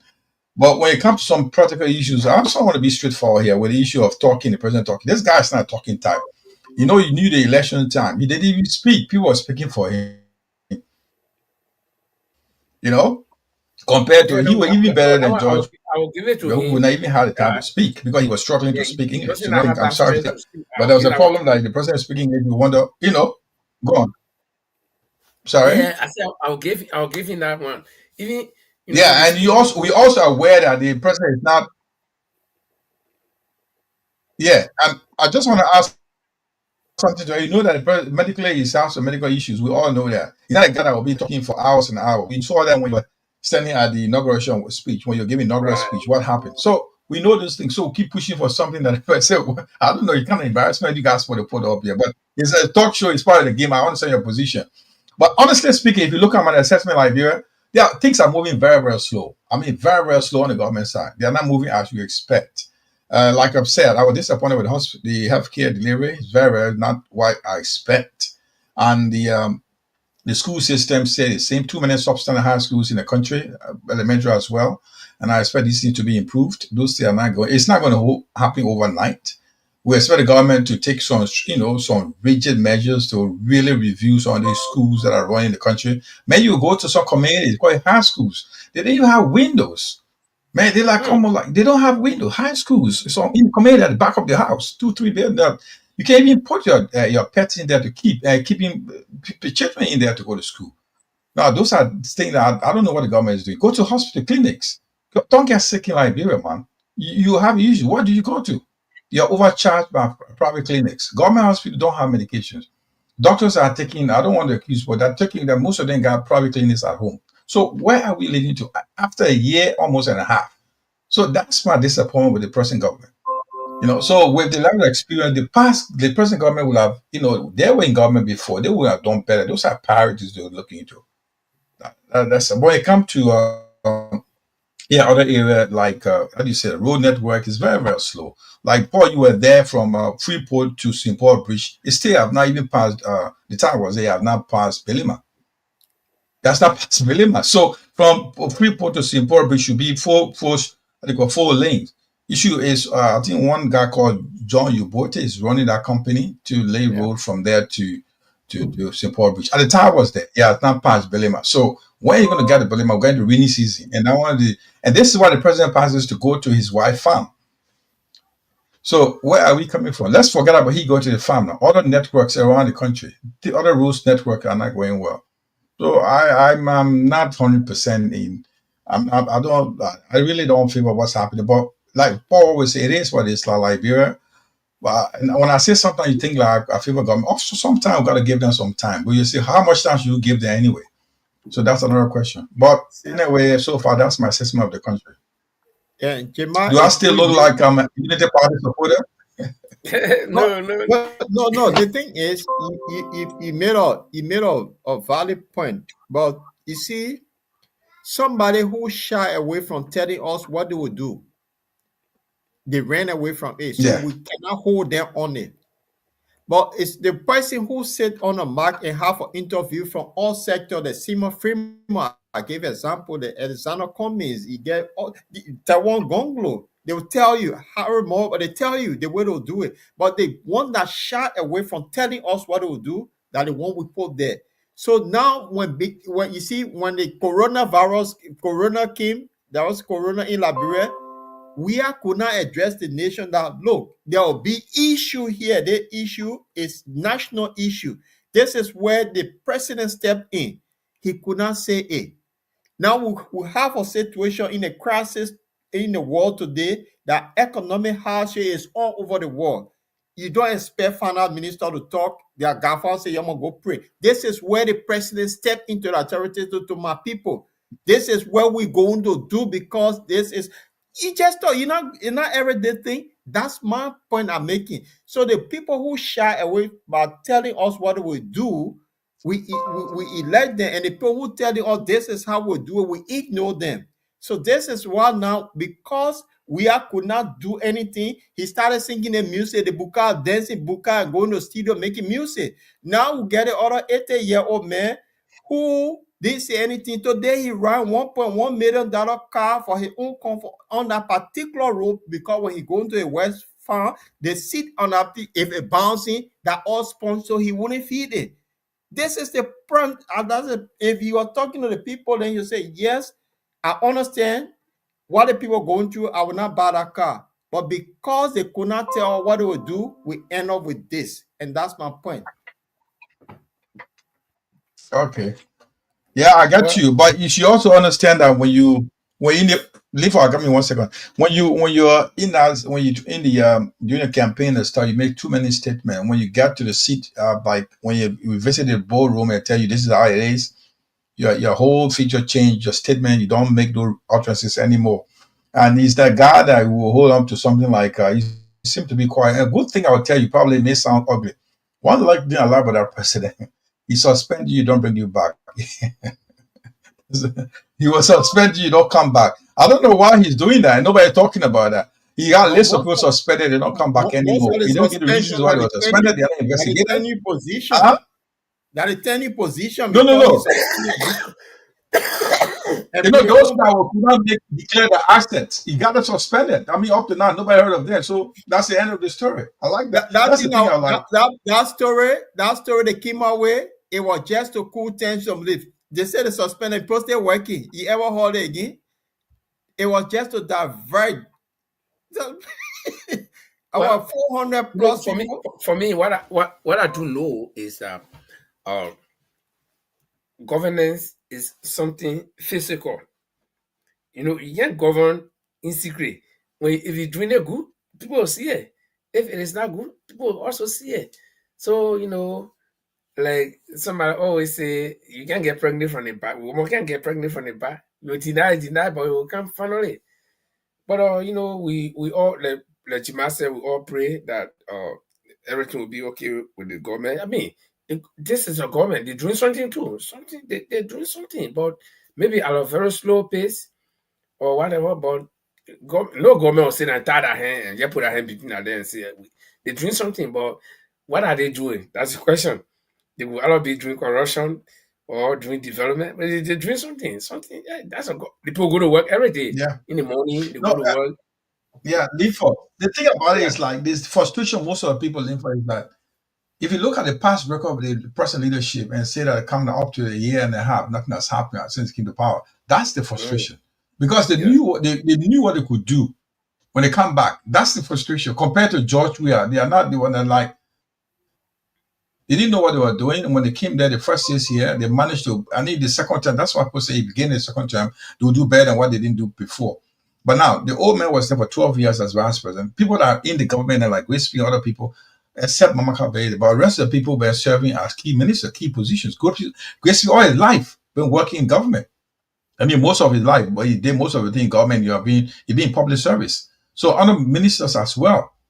So if you see that up to now nothing has happened and they have the lot of support, and also one thing you also notice that people in the country, there's a need for investment. People are coming to test the waters. They are coming to see, and because it's a much calm and quiet thing now, well, there's a hope that things are going to go fine. But then the issue of this, the rift in the Capitol building is also affecting them politically. It's not also sounding good, not going well for them. And other issues and the legislative problem that we have sometimes because the power option in our country, man, that's a serious issue where throughout the day you don't have electricity coming through. And when there was a supply of electricity from Ivory Coast to supply us, and sometimes all over the place we couldn't pay our debts. So the LEC they have to cut our lights. So those things happening. Where are we? And we should be able to handle those things. Like let's go outside and say, what's going on in this country? And the president now he's not talking. And those are serious issues we expect to talk. I agree. But then the people that expect to address the issue, the Minister of Information, the press, they should be addressing the issue. Like when the press secretary of doing how they call it, before you know, they press briefing on a weekly basis. At some point, say it was not a secretary job anymore. It should be the job of the Minister of Foreign Information. And they're not giving us the information. People are saying to say, what's going on in this place? And now the issue came with his new car the president bought. You know what? Like, okay, what is going on here? And after you play on the show where the president said that even they were lying to ride WeBuy to go work, and he's riding 1.1 million with that worth. I'm not car in the country of Liberia, man. I don't know any president ever did that in our country. And so when you hear people complain about the president talking, this is what you see. No, I know the president is not that type of talking president. He talks very slowly, and besides that, he got health issue. Even I've been down with cold. I still got this cold in my chest. So when I'm talking, you see, I keep coughing. You know, my breath is not strong right now. But I know. But there are things. Even the president, he can issue statement. This thing about the house, the president knows that even though we got three distinct branches of government, but all of them work together. It's just like the body. We get the head with the brain inside. We get the body with the heart inside. When the heart stop, the brain will not work. When the brain stop, the heart will not work. Okay? You know, my first grade son bro, something we yesterday were reading there, we talk about the heart. We say the heart can form the blood. He say how? So I try to explain to him. He said, so when my heart stop, that means I'll die. I say anybody heart started can die because the heart not pumping the blood again. You see, and the people you're surprised how can they hard make people to live, I tried to explain to him. So this is how government functions. So if you know you are the Yeah. president of this government, and the house, which is the first branch of government that you can consult, you can easily consult the house than the judiciary. Okay, if they having issue like this, all you have to do is step in from the early stages so that this thing will be finished. But you sat down there and even allegedly supporting one side. So this is how some of the things you outlining about the slow pace of how things are happening. This is where it's coming from. And when you hear people complaining about the president not talking, that's what we're talking. We're not talking about the president should go and give that long speech or long press conferences. No. In fact, by the way, he had the media dinner, and the media dinner, the people, the journalists that went there, they all complaining that they sat down for more than 2 hours for even a glass of water. Can you imagine? This wouldn't work. Yeah, this wouldn't work. Oh man, I used to You enjoy know, Taylor, man. Yeah. you Before Yeah. know, Polo border, Yeah. Like that there's boy something, was Paul, something disappointing. Like the Turkish company are involved into mining, the beer mountain, the gold yeah, mining. I think Cape Man, right? yes, yes. Cape Man or Bombing, one of the counties. I can't It's remember no, which no, one of one the of them counties. from You know, one from my era, the the MGM from my era, from the one city is when they get me one is come King from. Jaw. They got beer mountain. King Jaw is there also. It's a gold mining company. I think the Turkish King are Joy involved in that. is in Cape And Mount. Yeah. okay, beer mountain is in Bombing County. Yes. Yes, I had the opportunity to visit two counties. Look, uh, the people are not living a good life. So Hmm. if you go to those areas, I think the president is constantly a weekend, at least once a week, visit those counties. And the bombing, I think wife goes to that area from that side. The life is condition is the worst as it is, just from the wartime. Nothing's going on in that place, Paul. And the president have a If the fund citizen is not bombing. benefiting, every now and then, how they talk, uh-huh, The president he have has a to find fund bombing. I had to bombing. talk with some citizens in your country. And they were telling us how they are suffering, they are not being recruited, they are not being neglected by the house representative, those chiefs, I mean the county leaders. So if I'm living in that area as a president, I should be able to call the leaders of that county to see what benefit the company bringing to the people. Sit with them, ask them, okay, let's agree then now. They're talking directly with the county leaders. Is the county leader getting some benefit? If you get the benefit, what are the citizens themselves getting from here? So all the uprisings, those community riots coming up because the citizens are not happy. But if you go to those areas like Bomi and Cape Mount, the life of the people, the living conditions are very poor. And only a few receiving those brown envelopes from those guys that run. And I'm telling you, when those guys dig those mines, those gold, they bring helicopters that pick it from right there to Sierra Leone. It's not going anywhere. But That's what they do. I went to King George. They pick it from I right there. went to They pick King them from George right and there I from our saw that. county. They Yeah, pick it from right there. They pick the mines for the gold from there. They just lift it just to to Sierra Sierra Leone. Leone. So The British whatever the company case is is, in they're King digging into George. it and creating more environment. And Yeah, in the long run, the country going to solve environmental problems. And the environmental problem is the county and the citizens themselves. So the issue is, let's agree that they agree to have a concession law with these people. What about the citizens? They have to help. They are not helping them. The Turkish bro almost even the cook. One of the guy was telling the cook is from Turkey. Can you imagine cook? So But what wait, about our people in our country? I know. gentlemen. Let Hmm? me ask you honestly on the show here. All of us here, we here now. Uh, Turkey. All the Turkey people, at least that I know in Norway, yeah, the guys are doing two different type of jobs. They are doing cleaning job, or they got the shawarma shop. These are people who take few of them get together and put some money together and go to library Yeah, and call themselves investor. And then I try to redefine. That's why yeah. if I go to a library, I'll try by all means and reach to the National Investment Commission to I'll talk to the commissioner. What is investment? Because you got somebody coming to extract from you, then you call them investor. Somebody who brings money and put it in your country and create jobs and build factory, that's investor. But not somebody who coming to take something from you. Somebody can clean in your kitchen tab and take all your rent and carry it, then you call you investor when your children will be hungry at the end of the day.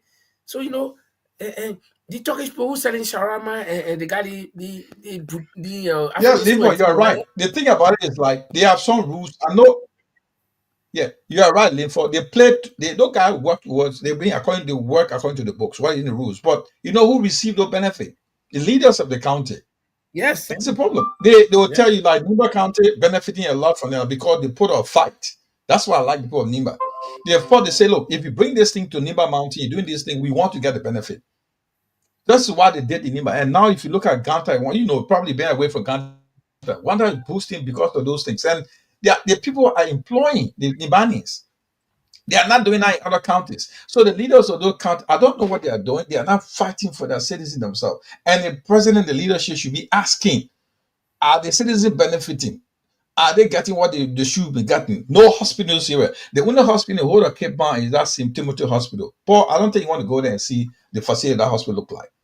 St. Timothy Hospital, only in Robertsport, right? But the You St. bringing a Martinians said, mining the company that St. put the Martinians biggest, that said they don't want to live in their own county. They run away from you there. can't So even, there's no yeah. road from Ramos, from Cape Town, from Robertsport to connect to the hospital. It's too rocky. You can't even go. It's on top of the Yeah. county rep or leaders to say that we want to be not a modern side, but at least a kind of a good hospital that people can accommodate people. You can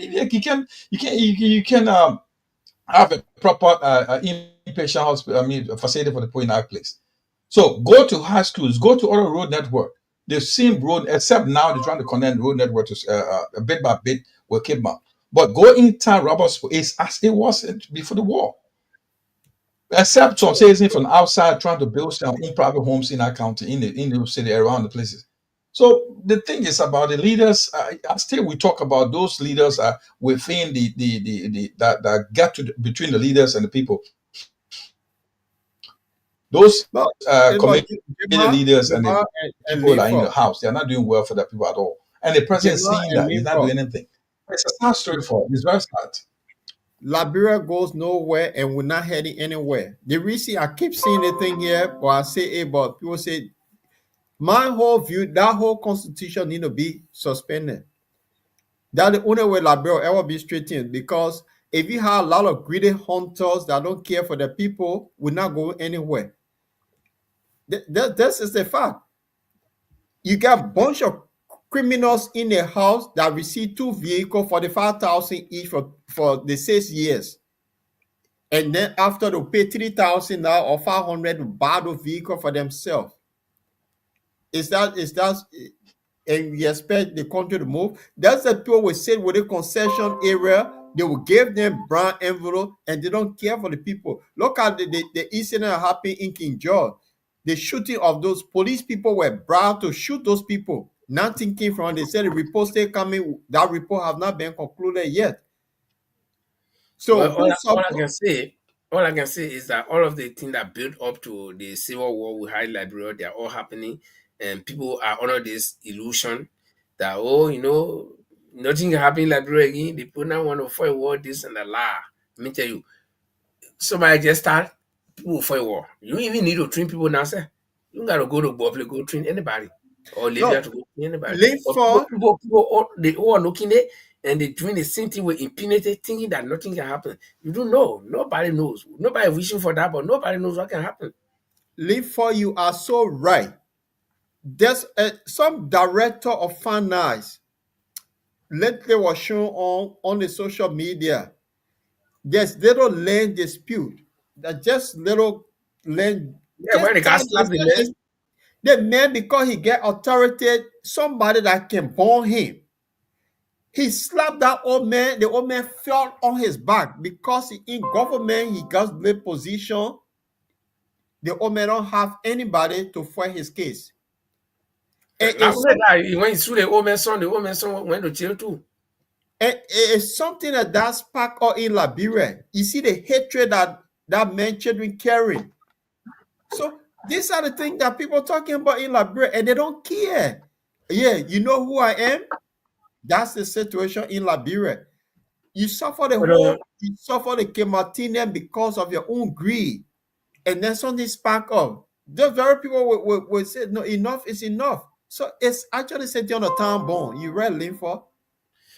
well, guys, I think the time is fast spent. We've gone 2 hours and 10 minutes. uh, But I think it's worth it. And it was good Jima sharing with us what he saw physically on the ground, and it's it's very difficult. But again, as humans, we always live by hope. We all here hoping that we'll see tomorrow. So we're hoping that Labrador will be better. And I remember Daniel Garsinii said something. He said when the economy improved, and then he said when the economy improves, then Chadra Branch said when the economy improves. I like that because she's like, it's not just possible. It doesn't seem, like it will improve. But again, we're all hoping that it will improve. So, I want to say thank you guys. And we did it. And we hope to be here on today or Friday. We hope to be here on Tuesday. And it's going to be the Easter time. Chima finish breaking it fast. Chima, we the Christian and that no time. Even though we're not fasting. That no time. We're waiting for our man. We're going to celebrate the time, man. Get up. Yeah, because our make Jesus I will be wish with you, us. I wish you happy Easter. Yeah. Jesus will be with us on next Sunday. Happy Easter to all our Christians. Pre-happy Easter to all our Christian followers, all those who Yeah. celebrate Christmas. I mean, Our, Easter's. our, man, Wish happy Easter, happy pre-Easters. our man will be crucified on Tuesday. Eh? Yeah, Yeah, he'll be we with make it, man. us on Friday. On Friday, we'll sell him. Then on Sunday, he'll come back. So we'll have after 2000 Man, year we'll meet our wait, I'll man. do one Christmas thing. I'll be July. I'll face my July and be beaten in the street. People, I'm waiting. I say that man who betrayed Jesus. But Okay, guys, guys. I think it was cool. And we hope to be back here on Friday. And for those of you, the new people whose name we saw today, So, much. All right, guys. Thank you very much. Yeah. yeah, Josephine VCK, and some new people actually names were here, and we want to say thank you for coming. For example, Scott Sherry, Jefferson Carter. I think Jefferson has been here before. And Marketplace, I don't know who that person is, but that's it. And on this beautiful Friday evening, Linfa, there's one of your Katia relatives asking Linfa, yeah, do you know the Alan Gue? He asking her to discuss FDA. Did you pick that up? that's my little brother. We hosted him here before the guy from the forestry, the Oh, conservative. I know. he said there's an issue probably Yeah, can happen as a guest one of these no, days. no, I would deny that. He's my So brother. I there's an would issue at deny the it for one forest reason. at FDA. Yeah, I would deny his request for one reason. Why? No, the reason is very personal. Why I would is that? deny it. No, he and I were talking Yeah, about it. Yeah, he's not going to they give. bring you He's not over. We want to discuss the issue. That's a like. No, the man, Is that when you want to discuss the man is the not going to forestry? discuss the FDA. The man is not going to discuss the FDA. The man is going after somebody. I know. I said Okay, to my brother leaving. He and I were talking about. He knows. He know when he okay, put it here. okay. We respect that. I respect that. Yeah. So until he can convince me, then I will bring him on. Oh, okay, but But guys, that's the man side of the Okay. story. What he said, that his side, we just want to hear the story. The other person want to know, they can come to and give that side of the story. yeah, but Is he being sacked? Is he being sacked for FDA? Or he still well, works there? he has been posting. You can go on a page and read some of the things he has been posting. I think they did some kind of test, I know an aptitude test or whatever, and the deputy managing director for administration at FDA said they failed, and so he's been vigorously going after the guy, something which I don't like, and because he's my brother, that's why I try to not to encourage him to do that. See, because imagine that you will be the deputy managing director for administration the next time, and somebody's going after you.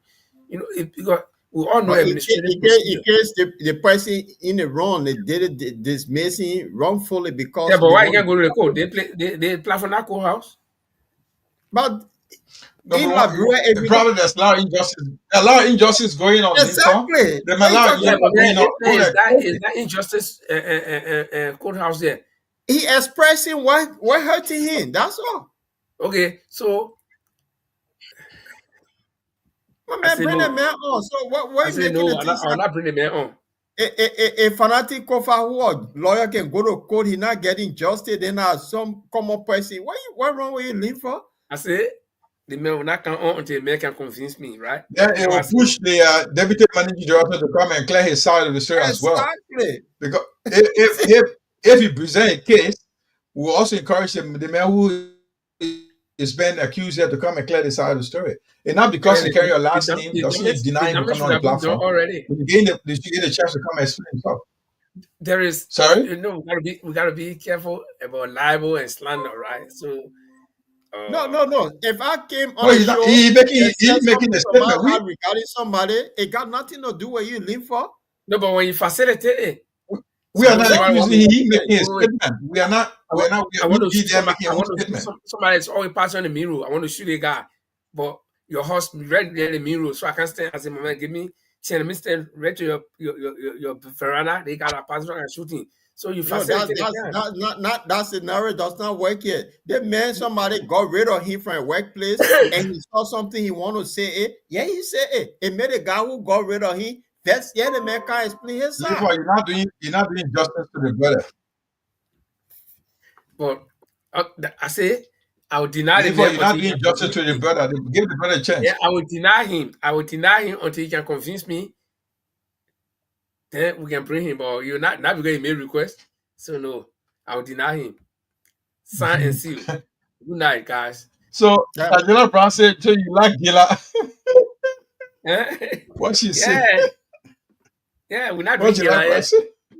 The man say he took test, yeah, they took test, and the man said that the man let educated people.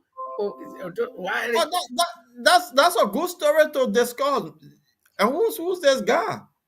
But suppose the man, he was talking, suppose he failed the test. But then the man will come to say, yeah, the man failed and tell you show all result. Okay, so what I want you guys to do, I think the guy name is something like Pese or some Pese or Pese. So you guys can go and contact him. For Ali, I can get him 1 minute. Even if I want you to come on now, you come on. So you'll go and get a guy and say this so allegation against you. So we can bring the two of them here. No, we're not judged yet. So Oh, if you want we're not yeah, so No, but judge. therefore, what you do I for want us, to take you don't be part of the show. Exactly. We You will don't host have the to show because you don't want to be part of it. You leave it with us. But in the meantime, Ali is denied until he can convince me or he can give me details. Because you're not just say, oh, so I mean, don't bring him. No, you gotta convince me. So, guys, I think it was a good show, and hope that we'll be here on Tuesday. At that time, it will Okay. be holiday time for us, and it was good. Chiba, welcome back, and we hope that you did enjoy your holiday. I envy you, brother. That's our old 2016. 8 years now, real quick. So this is the bottom line library. We are leaving you now, Paul. You got anything to take us somewhere? You are mute. anything will do, live for anything, found something. Okay.